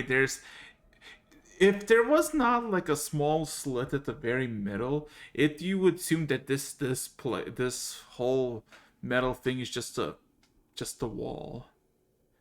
There's no key lock. There's no like what's it called? Any highlights, any like portrayals of Handles. anything? Yeah, nothing. It just looks like a slab of metal. So the slab of metal is the interesting thing. Okay, then I put my hand on it and I feel the texture. It is sleek. It seems like it's a very well polished thing. That's no rust. Yeah, that's a good task, John. Can Domo squeeze through in any way? No, there is no. It is airtight. There are no gaps, no. So there's it's also one no big slab. handles to the door to open it. So it's a mysterious door that doors. A door that doors. And there's no magic coming from it. This is odd.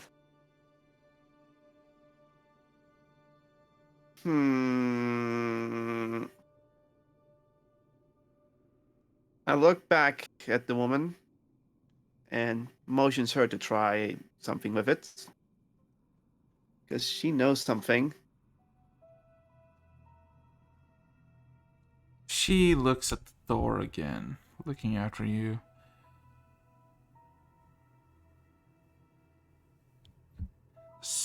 Sorcerer. Shrine. Power. Beyond. But then she touches it again. And then she has this like motion like touching it slowly, and then she tries to grip it into the smooth texture of the metal and try to scrape a handful of times.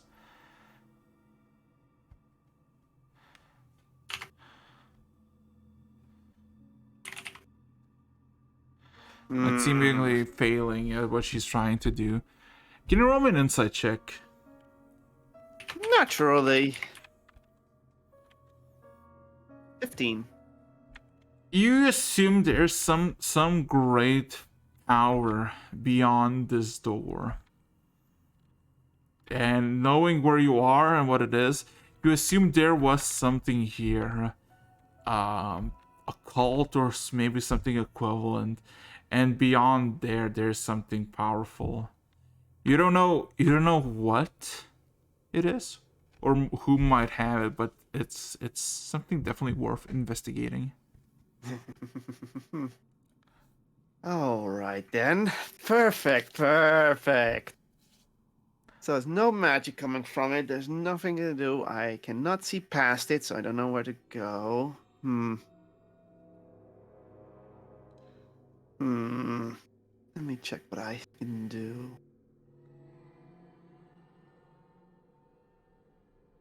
Yeah, don't worry, John. Scream wants to try things first. So let's see. Scream things for a moment. Then pulls out the ruby scepter that they took. Because, of course, Screeve's gonna try something with the ruby scepter. I'll be right back. Give me a second. Roll me 4d100. Oh! That's the D100 from pulling out the scepter and trying to tap the door. Okay. 51. I'm slightly above average. So close to perfection. Mwah. John will be proud of that roll. I am. Thanksy. You guys here Um, having a classical adventure, me having my average day. One of us is having a superior time.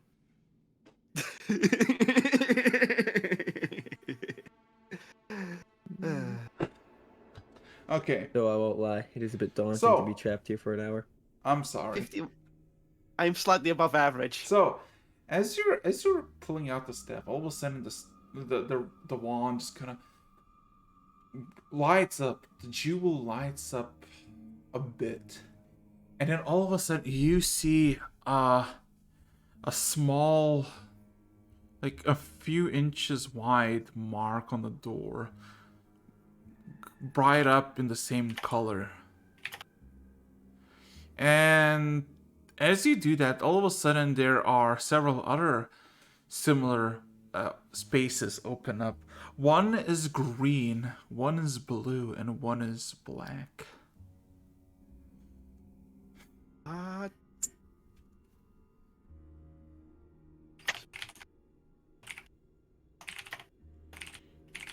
so the doors open and there are 3 ways through: a blue one, a green one, and a black one. And a red one. Oh, 4. Yeah, so you have one. Seemingly you need 3 more.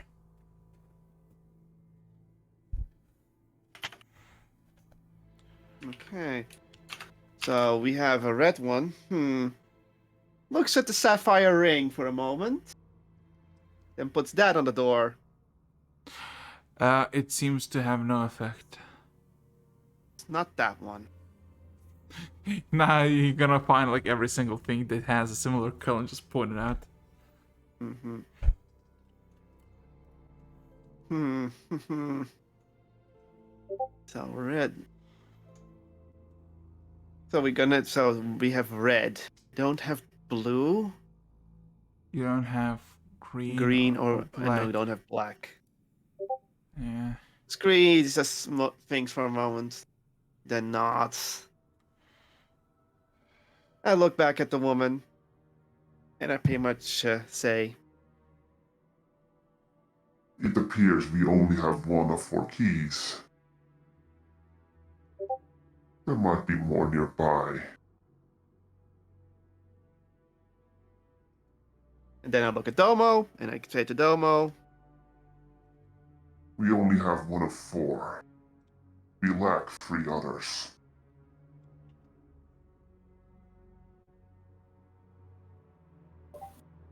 Guess we're gonna have to start searching then. They have to be somewhere nearby. Green nods, and looks at the scepter for a moment, as this is apparently one of the keys.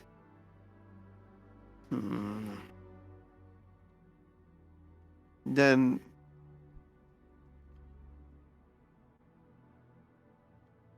puts it away and nods. Return later. Alright then. Are we gonna take her with us to the surface? Green looks at the woman to see if she wants to come along, or she wishes to remain here. She seemingly seems to be eyeing you. It could be many things. Probably she's.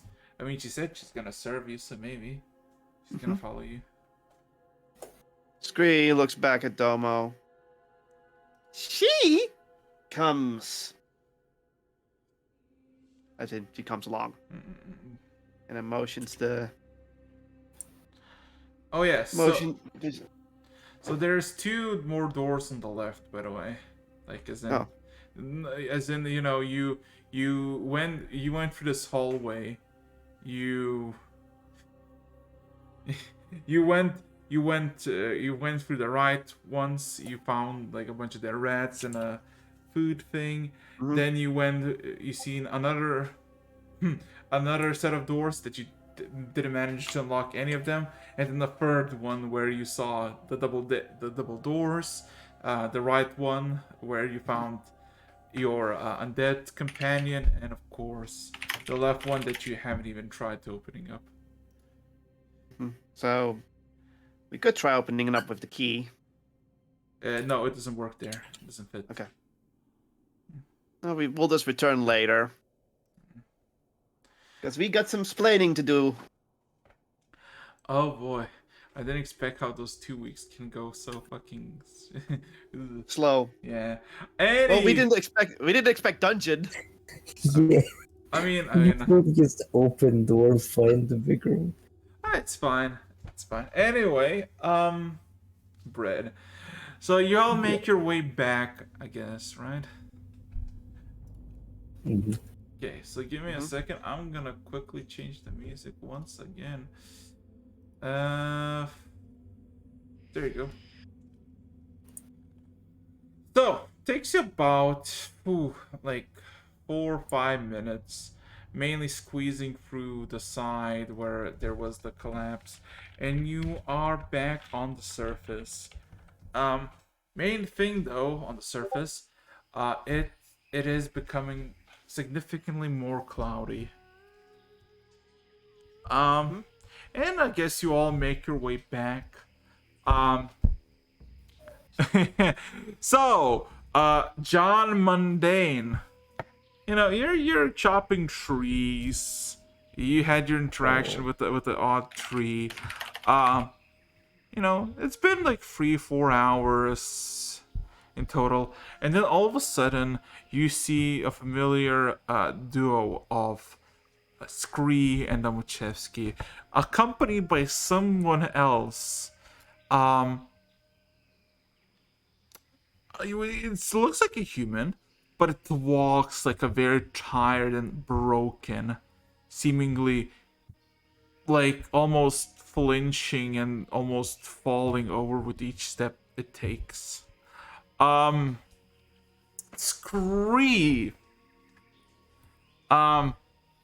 Everybody, those who are not focusing on their task kind of eye, and a few women just kind of walk up to you, almost like asking, does she need help? And then both of them freak the fuck out when they realize that what she is, and just run off screaming away. Immediately everybody draws their weapons and starts looking at you.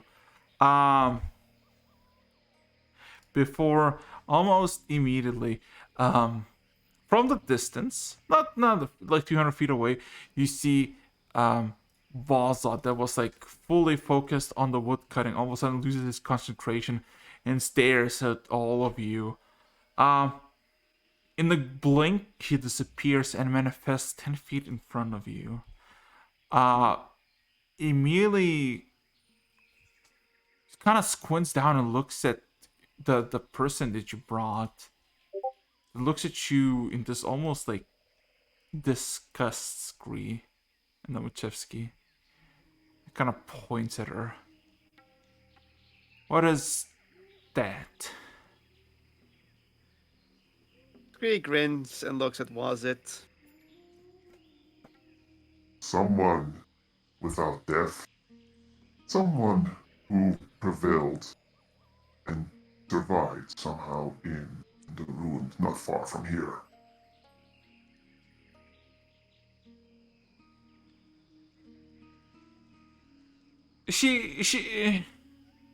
Your companion seems not to care about this whole interaction. She's just kind of looking down. You realize she is not fully there physically. She's shambling more than walking. Voss just kind of stares at her for a good 10 seconds while listening to you, then just slowly turns his head towards you. Ruins.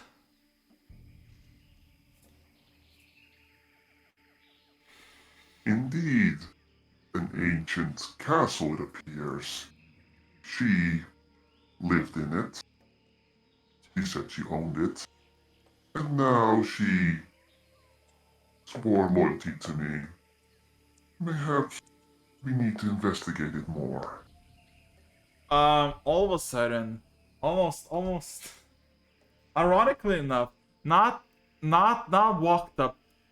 You see the chieftain jump at your fucking location and just kind of impacts the ground nearby and kind of like throws a bunch of dirt. As Tort all of a sudden jumps about 20 feet away and just walks up to you, and eyes the undead. He looks at you, Vazot. He immediately points at undead. Is this the commotion? All the screams?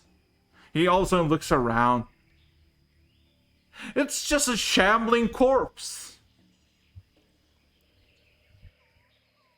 He looks back at all of you, kind of shakes his head. Everybody seemed to lost their teeth here. We just nope. One shambling corpse and everybody's screaming and yelling and running away. Then Scree looks at Tarat and repeats in his voice, "Deathless." And then points to the woman.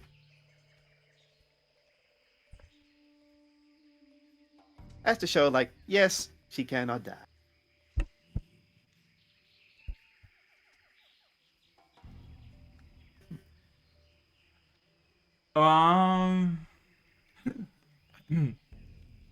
Roll me a persuasion check.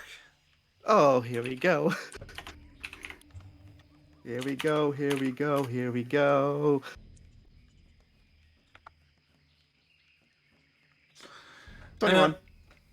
Terra just kind of cracks his fingers and walks up to her, eyeing her. Spectacular kind of squats down, looks around her, and kind of gives a few pokes.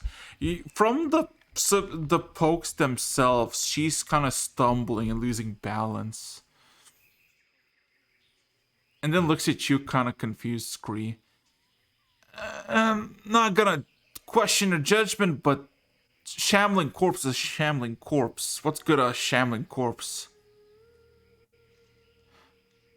The girl kind of slow but surely turns her head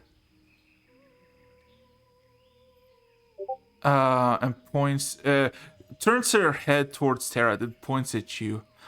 I serve her. Oh no, it's everyone I know. Terra just still looks at you like he fully heard it, but he with insight, with your passive insight, you realize he's like more like questioning like what use is this thing?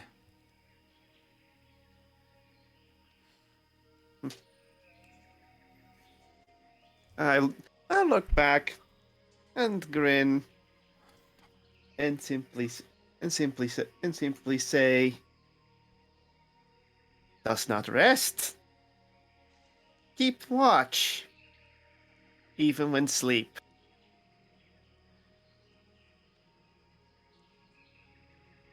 In the mimicry voices.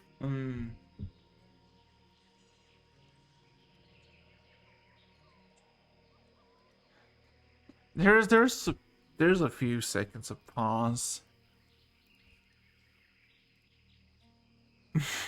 As Tara just kind of looks at Vazat almost like as a confirmation. Vazat like looks not in disgust, but like questioning your word Scree, just kind of shrugs. Undead technically do not sleep. Tara just immediately like squats up, just stands up fully, and gives like this very Harvey pat on the back of this undead as she falls to the ground with that fucking thud. And Tara just looks at her and says, "Congratulations, you're gonna be watching us over the night." And you, Tara points at you, Scree, you're gonna be in charge of her. Scree nods. Good.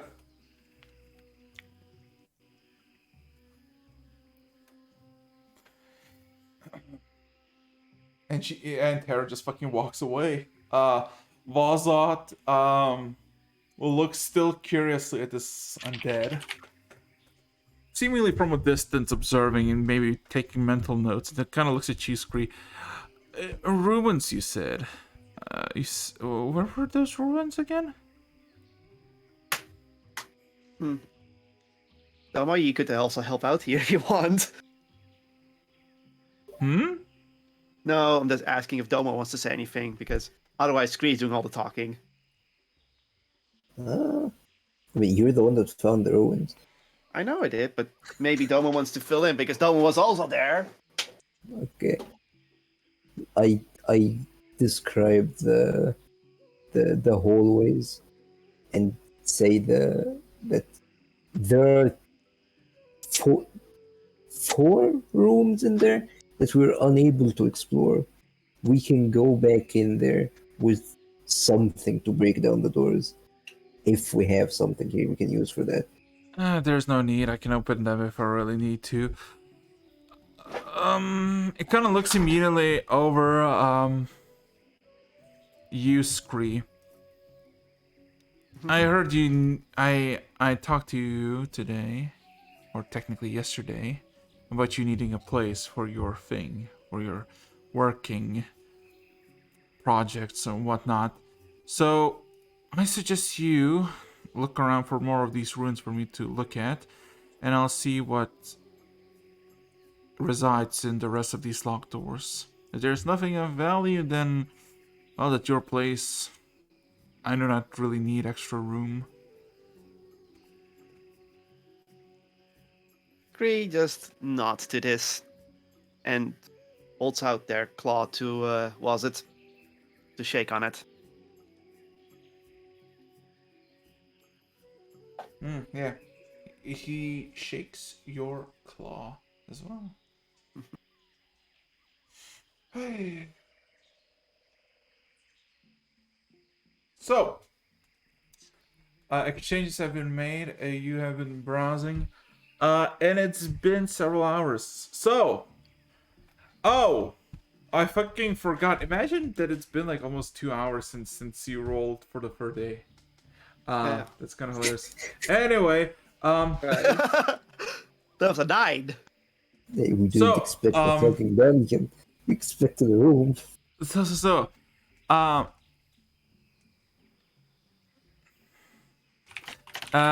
there's nothing. Before this day ends. Yeah. There's nothing of trouble for today. Everything is calm. More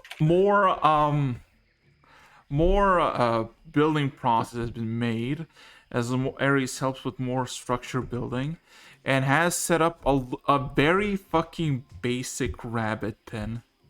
Like, Cool. yeah. And John, Bob comes with a conclusion for you about your little thing. Name not found. Potential origins. The Beastlands. Potential task of the organism. Survivability and reproducing. Possibility of hostilities 7%. Any significant notes? There might be more. That's what you get from Bob. Thank you. But I yeah, got the Wikipedia article. so nothing really bad happens in the third day. It's pretty calm for most of the day, and then eventually, by the dusk, a rain starts to pour down, and it's nothing serious. It's nothing too severe, but slowly but surely everything is getting built. Now that you have your I have a simple question. Now that you have your I guess servant Scree, that is basically what she's doing is basically standing in place and looking around. Anything you want to do for the rest of the third day, or we go to the fourth? Well, I'm probably gonna have to rest nearby my undead minion. If they see anything, they probably will wake me. Okay. So, Yeah. Time passes on. The 4th day arrives for all of you. We have 35 minutes, and it's only day 4. Speedrun time. Just kidding. Run. So, Let's go. what does everybody like to do on their 4th day? And also, Ares, decide if you want his help. Otherwise, he's gonna help with more building. Right, I go check with Mr. Undeath. Miss Undeath. Yes. No, Mr. Undeath. Mrs. The man. No. Oh yeah, the Mr. guy. Himself. Oh yeah. Okay. You can easily find him. He's very easy to spot as he has the 2 panthers following him around. Yeah. I go check with him to see when we're gonna go down to check the unopened doors. But it was going to help. Oh, Yeah, Oh. Vosselt. Yeah. okay. I go to Oswald then. Vossel would say that So- he would be going basically immediately after breakfast. He's just gonna ask if Tarot needs anything urgent. Otherwise, he's gonna quickly give a gander, see if there's anything there, and then if there's nothing there, he's just gonna return and continue constructing. All right. I told him I'm gonna be down cutting trees. Okay. Okay. Scree, what about you? John, what about you? Well, I need to think for a quick moment. So, John, you go ahead. I ask, gonna sound like a bit of a weird question to those out of the loop, but I'm gonna look at Bob and ask, so what's the proper way to address a child of the Dragon Emperor? You were told this answer before. I was Yes. told etiquette. I don't think I was told. To proper address, Yeah. you don't. It addresses you. Nods. Tree Yep, and then with that, I'm back to tree cutting. cutting. Well, here's the thing. Tree cutting is no more needed anymore. It's more, I guess, working the wood that you acquired into more buildable material for actual. So if you like, totem logs and totem planks. Got it. Then that is what I'm doing. okay, roll me, dexterity, not dexterity, a performance or intelligence check. Guys. Alright. Performance. Okay, let's see what's the answer. Give me a second.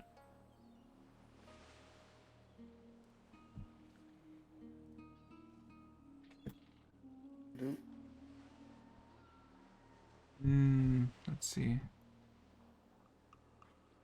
God damn it. Anyway, oh, what was this, intelligent or This was performance. performance?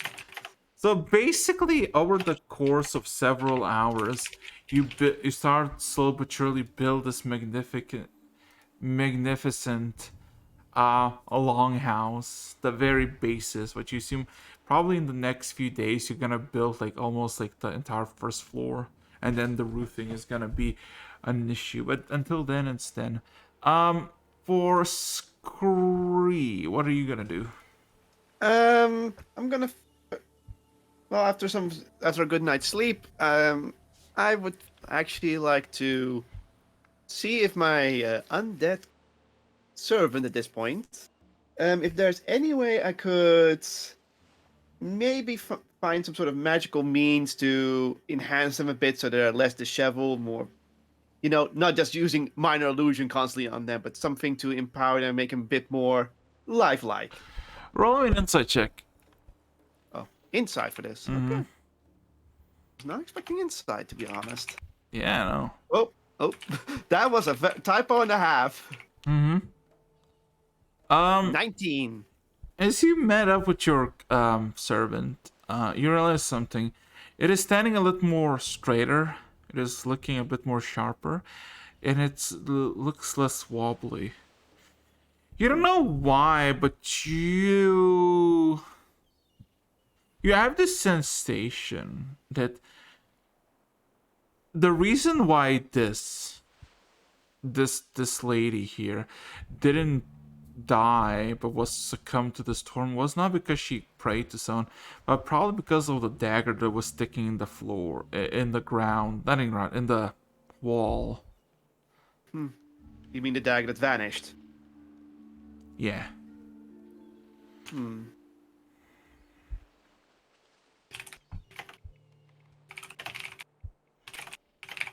But she's now more cleared up. Yeah, she looks a bit more. Well, she is still undead. But Yeah. less. Yes, less. More. Yeah, less stumbly, shambly looking. Okay. Then Scree walks up to her and hands her her water skin, so she could drink some water. Maybe that will help. You ask her to drink it. Hydration. You ask her to drink it.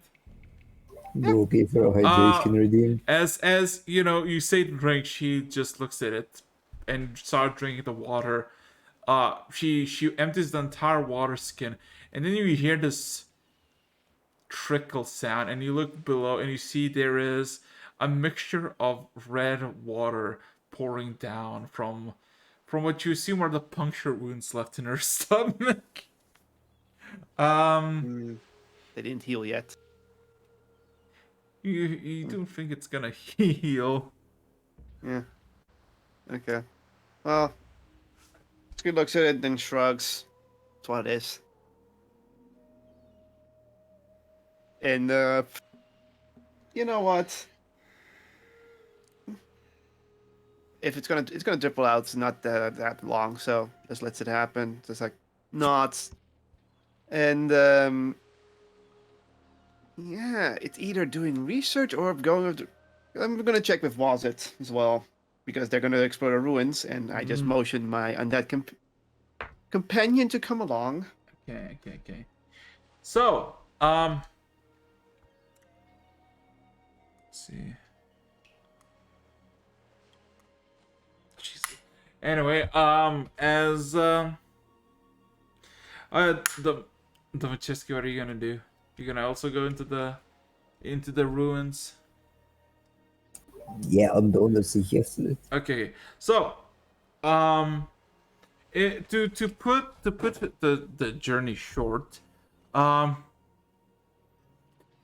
you accompany Vazot, and actually, it's pretty good because Vazot didn't really know except for the brief like exactly where to look for, and it takes about 10 minutes to travel there. You climb down, a few minutes to cross, and then you start to like approach the first door that you didn't got there, and all of a sudden Vazot just kind of does this motion with his hand and points it at the door, and there is this sudden clicking sound in the lock as the door Lock. as the door all of a sudden opens.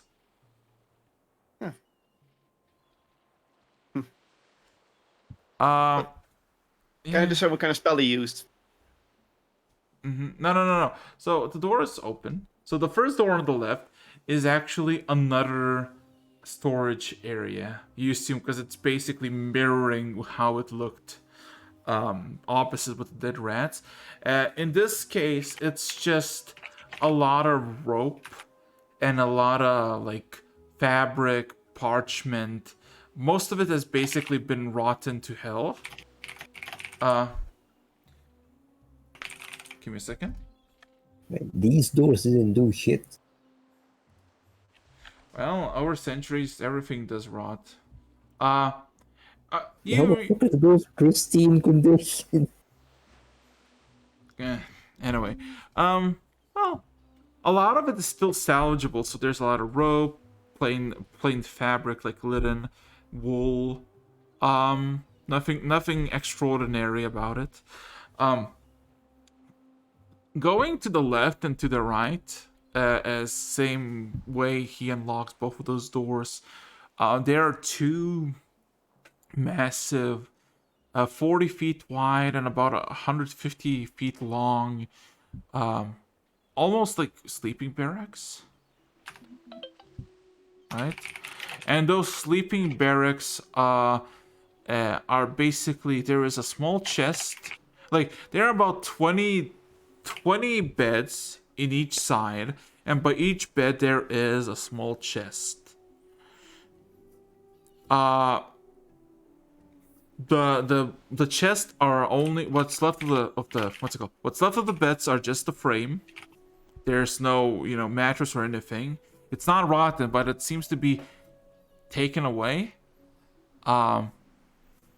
There's the bed frame and the chests. Most chests are open, like fully wide open. Some are closed, but all of them are empty. The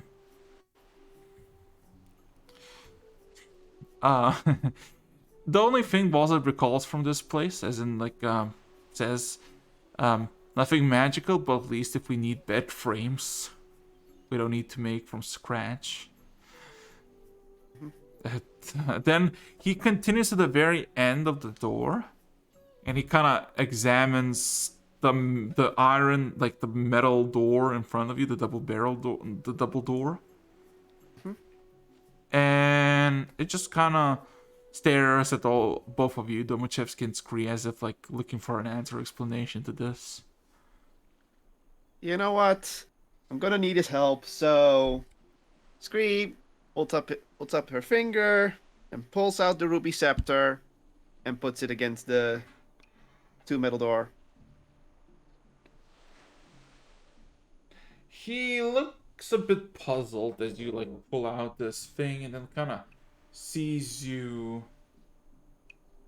looking, like the door all of a sudden just light up a bit, and you see the red spot as your scepter lights up, and he starts to question a bit, starts looking around through his pages, and then with a satisfactory he kind of starts tapping a single page. I see. Well, good luck finding that, I guess. He looks at all of you. So, the rumors were real. Well, I mean, most of the things in this book are technically real. Yes, do you know what this is? He just kind of points at the door, like, kind of fully pokes it. Scree just shakes her head that she doesn't know. So, I'll give you a quick crash course history if you wish. In the time when Trugmar ruled this region, a cabal, a cult formed to worship Trugmar as a god. Many of these cabals had their shrines, places of power, etc., adorned with all sorts of trinkets, weapons, armor, literal tributes to Trugmar, even though at that time he was still plain mortal. My guess is this is one of these shrines. Or guess what's beyond the door. Now,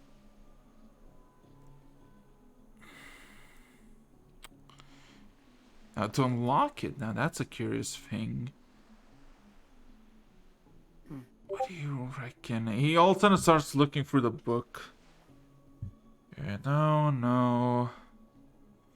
Where did you? He kind of points at your staff. Where did you find the scepter? Well, you know what? Scree looks at was it and just gives the honest answer. The meeting room in the mountain.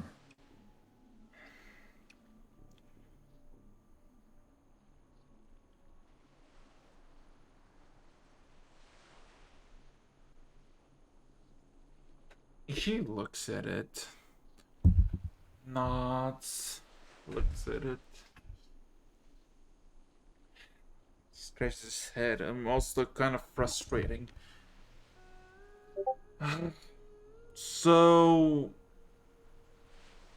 if this is the case, if this is the cult, the scepters belong to the buildings, if it's Strugmar related buildings, then at least I know where to find the black one. The black scepter, or the black pearl scepter, belongs to Yvonne Gorscowl. Give me a second. Just gonna write down the name. Eh, Scepter Hunt, Scepter Hunt. Topple the other 3 kings and become a god. He is the current advisor to the High Chief of the Spires, Raz. Just Raz.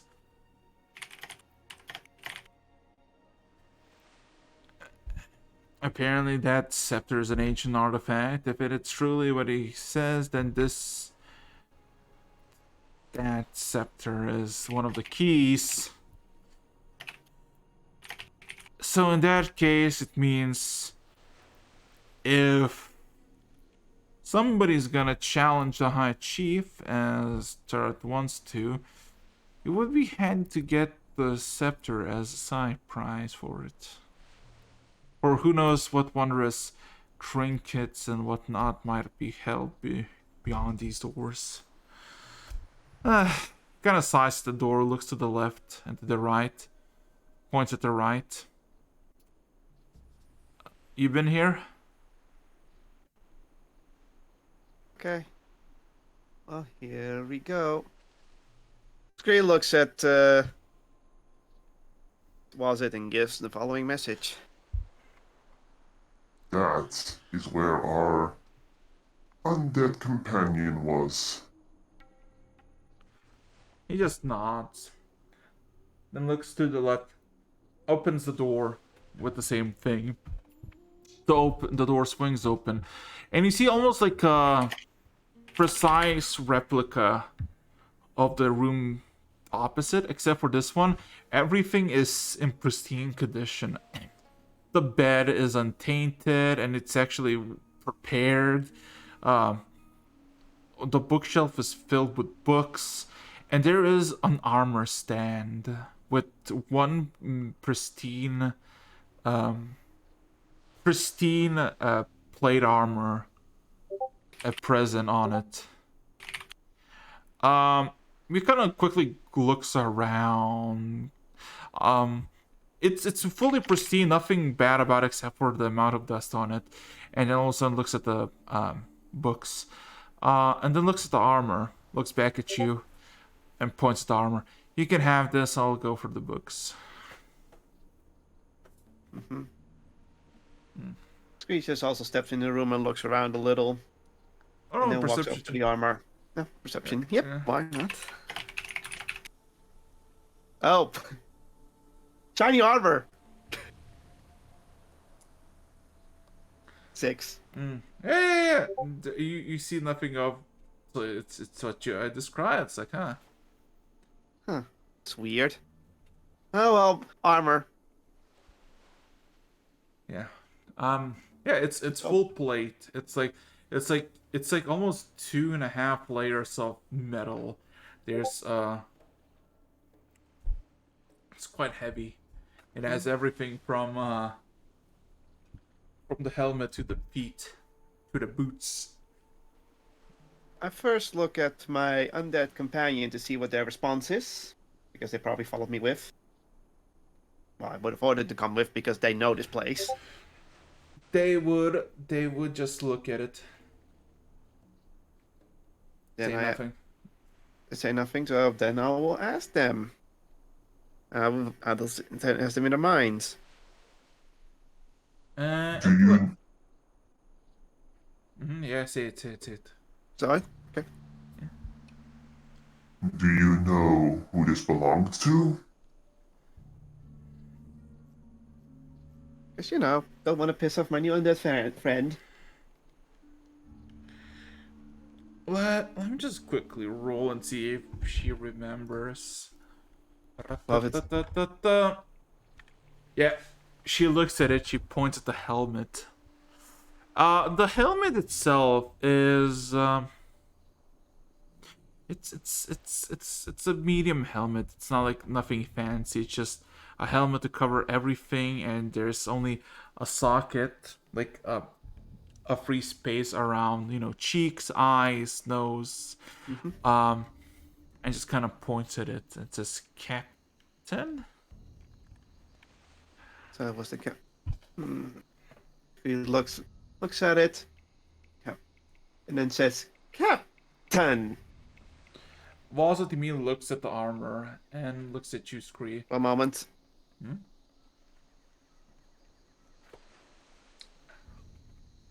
so you were trapped in a room with a bunch of muted people. Where I've been eating. I wish I had brought popcorn for the session. Hey, This is listen. Scree spotlight day. Yeah, Pizza, listen. popcorn, same. This is how I feel when everyone is playing with me. Okay, I'm back. Yeah. So basically, Walter just kind of points at the armor and says, it is of a captain. It is an odd thing because we're in the spires of Trugmar. Usually don't have plate armor because armor of metal, specifically iron, and something more pristine, is kind of hard to get here, especially if we talk centuries old. And it looks more imperial than Trugmarian, if that's even a saying. This region prefers, leather, since beasts aplenty, not much mines to mine out iron. It kind of sighs and just kind of continues looking for the books.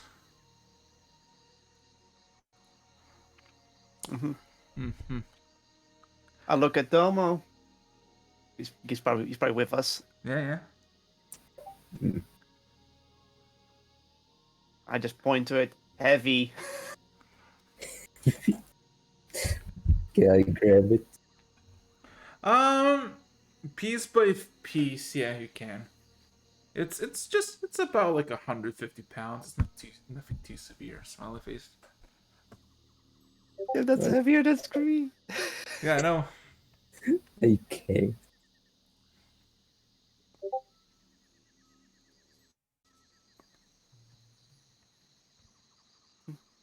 So where you on this? Take. Whiff. Okay. Just form around it and then like shoot up and it's the whole bit with me. Don't eat it. John wants that armor. Don't worry, John. You get your armor. Scree can't wear it. Like Scree, it's worthless. So, are you gonna leave Wazit behind? I'm gonna look at was it and pretty much ask him. Will you remain here to study? I'll grab all the books and probably go up surface. I gotta oversee the construction of the longhouse. And he kind of looks at you. It would be nice if you could look around for any more of these ruins. Also, if you want to do a bit of that clearing in the rubble, he kind of points down the hallway where you came from. That might lead to somewhere else as well. Just a thought. Scree nods. And then gives a thumbs up. And then heads out of the room.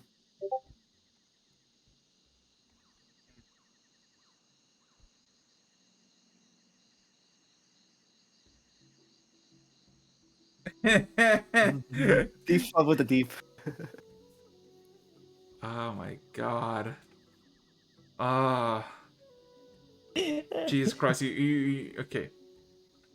So, John is Take helping. 5. No. John is helping. God. Mhm. So, the Machevsky, are you gonna go back to the camp and present the armor, or are you gonna just carry it around with you? I'm just carrying it around with me Okay. till Oh yeah, I till forgot. John notices it. Uh, no, I mean, it depends. Scree, are you gonna go to look for ruins, or are you gonna go to the camp, or what? Because it's like the first hour or so of the day. Um, Yeah, let's I was about to do it, but yeah, you gotta.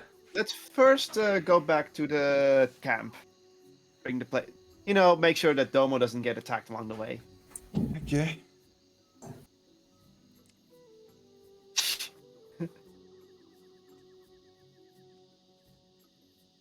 Listen, I never forget my D10s.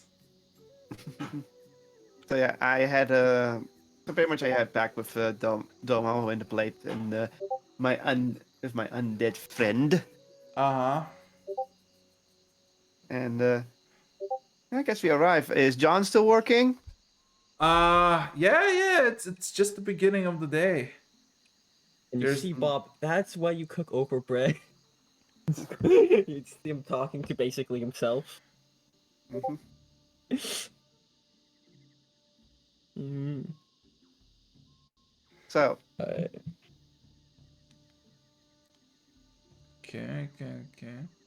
Domo, what are you doing? So, Because you're the one carrying the yeah, armor. it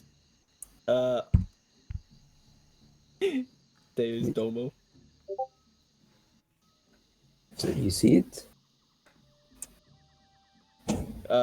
Right now, John's doing some manual labor. You'll have to grab his attention. But when I see him, I just remember the armor we commissioned Tess to make and never went back to grab. Right. I just think I said, I have an armor right here. So I woke up to him. So you remember the armor we asked Tess to make from the scales? Yeah, that was in the Underdark. That's still way back in the Underdark. Saying this in character. Yeah, in character. It's good. John Mundane straightens his back so he gets off the ground and wipes his brow. Yeah, I do. Well, I guess we don't need to go back for that now. I hold up the armor. He looks at this, and you see a face of like minor shock across it. But you These things don't want it? cost half a fortune. No, Yeah, I'll and Baker salary noises error messages up. As you are holding more money than this man has ever seen in his life. so you're gonna take this or He not do I? takes it as if it was an illusion that was about to fade. He grasps onto the like. Thank you. You what? You're welcome. He just He grins pulls out at John.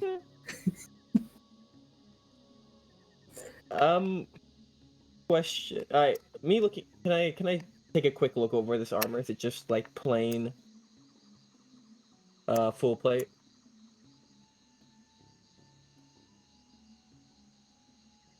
Our DM has left us. What? Hello? I asked. Yeah. Yeah. Can you hear me? Yes. Alright. I asked. If me and Bob can take a quick look over it, making sure it's normal plain plate, and I'm not putting on some cursed shit.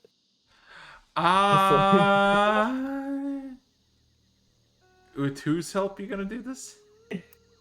Bob. Oh. No, don't say it like that. Don't say it like that. Oh. Nah, just kidding. Roll D100. Just kidding. It is. God damn it. John, oh, Jesus Christ. Ay, give me a second. So, John, you peer uh into the armor and you ask, Bob, is it cursed? Is there anything as significant of this armor? And it waits. It stares at it and looks at it and looks at you and says, "No." He nods, not thinking anything further about the response. Clang, clang, clang. Clang, clang, bro. No, instead of bread, I just imagine clang, clang, oh, clang. Oh. Just. Yeah, I'll try it on then. The Okay. and It's yeah. gonna take a bit. So you just it takes you like several minutes to basically figure out how to put on this plate armor. And the end result is that you're a bit too small for this. It fits you, but you would need to gain some fucking weight. That's impossible. Time to eat a lot of bread. Consumed mass amounts of bread, gains height. All right, yeah, I'll worry about that later. For now, I kind of just look. You guys look at him. He looks a bit silly. The armor looks a tiny bit oversized, built for someone a bit bigger. He does a small he does like a small like nod, and a small smile on his face. Thank you. Clang, clang, clang. Clank, clank, clank as he walks away. Oh my fucking god, I cannot. I just hear the fucking clank every time you say something, just like, hey, clank, clank, clank. Clank, clank. Yeah. Oh, Anyhow, no. after that little thing, Screech is gonna go back to finding some ruins, I guess. Actually, yeah, at this point, Domo D10 before I say anything. Actually, before we separate or anything. Okay. Oh, no. Roll a 1. Domo will run. Oh. Above average. Okay, well, in that Coming up my case, preference, but good. could you kindly roll me an investigation check? All of us, or What? just Domo, or John? Wait, you're looking for ruins. Who? Yeah, I'm looking for ruins. I just double checked because you Oh, said yeah, so. I thought it was a D10, response to the D8. So I was like, no, if I'm looking for ruins, I'm gonna go. Well, nope. Doesn't find shit. He ain't cooking. You should bring it. Can you roll me? Investigate her Can temple. you roll me a perception check? Okay. And what are you rolling a D10? And then Oh I did yeah, some wait. Oh wait, perception. no. It's hard roll an 8. Okay, that's fine. Oh god. Oh fuck. Okay. Oh. This is perfect. This is Oh, perfect.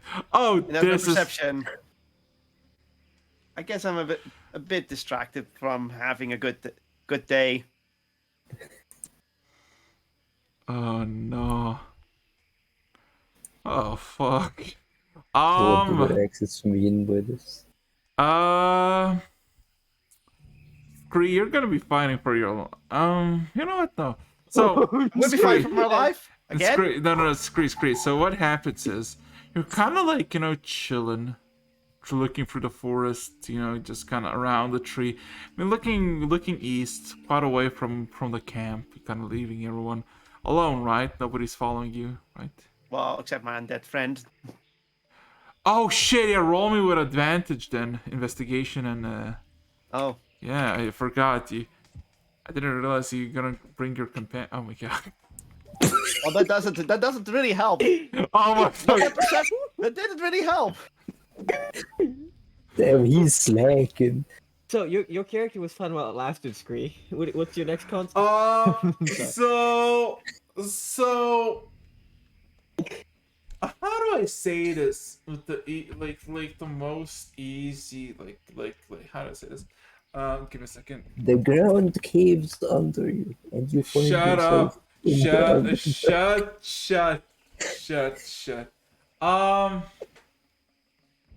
So give me a second. Let me just see if I can find a proper image for this.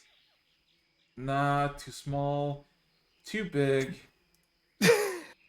Excellent. Okay. Oh no! So you're just wandering through the fucking through just cautiously like da da da da. And then you hear a branch break. Just the branch goes crash. And give me a second. Where is it? when the trees start speaking. Hold up. Shut up. Let me cook. Hold up. Where is the image?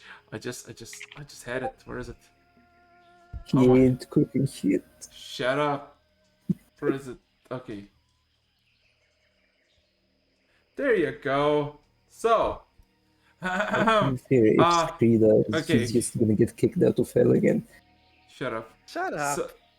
So, you look around, you see your crash, you see a massive branch, just kind of fall next to you, and you look up where the branch is, and you just see a open maw of this thing.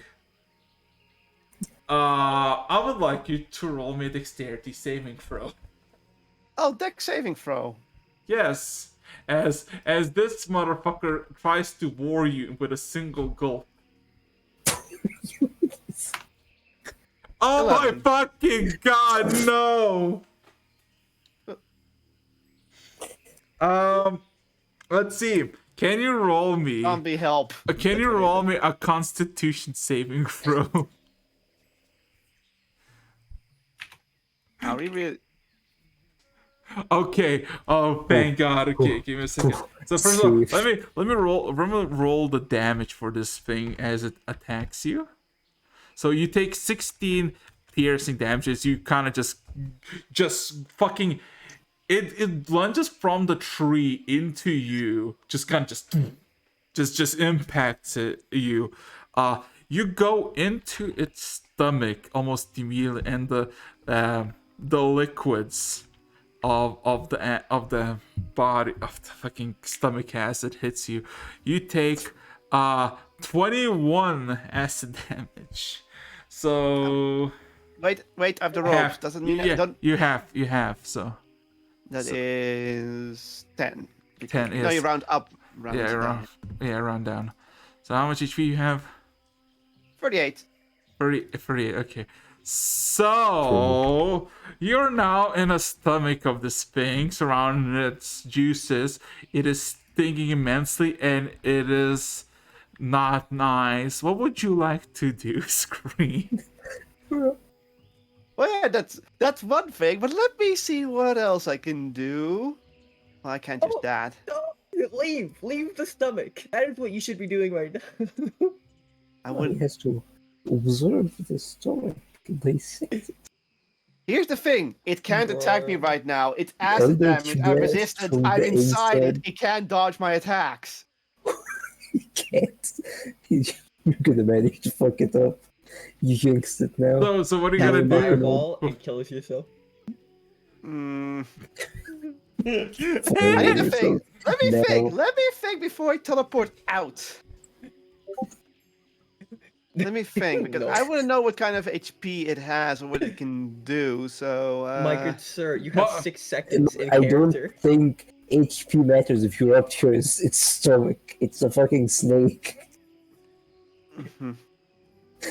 But it's like, hold up, It let has a me. hole in it. It's not gonna survive. But you're just like, hold up, let me look up the D&D stat sheet. no. Yeah. Okay. Stop. You're putting pressure on me. Relax. I'm That's gonna. good. You're being physically pressured by your stomach. Not Fine, I working not teleport out. believable. I use the dimension door to get the fuck out of there. Now Oh. you There we think. go. Oh, shut up now. Oh my god. Wasn't that hard to do that? So, So at so least have I will at least have. I would like to teleport at least 120 feet away from it. okay. Um, just roll me d8. Okay. Nice, nice. Um,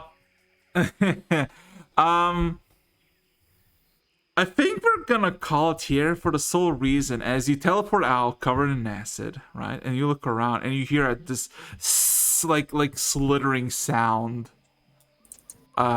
Hiss. You look at the source and you see your undead companion has the small broken sword and is now riding the snake and is just fucking shanking it to death. It's not shanking it to death, but it's like fucking on top of it, just like trying to kill it while the snake is going haywire. So we're gonna start next session with a d20, roll 20, maybe, or maybe not. Nice. Who knows? But it's been 3 hours, and I want to go get some food. I'm hungry actually. So Hey, Alexis, I have a yes, question. yes.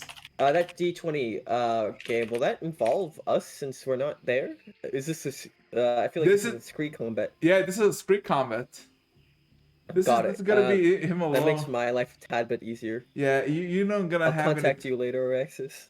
Listen, you said for 2 weeks that's all the questions you're gonna ask. You gotta wait out the 2 weeks now, buddy.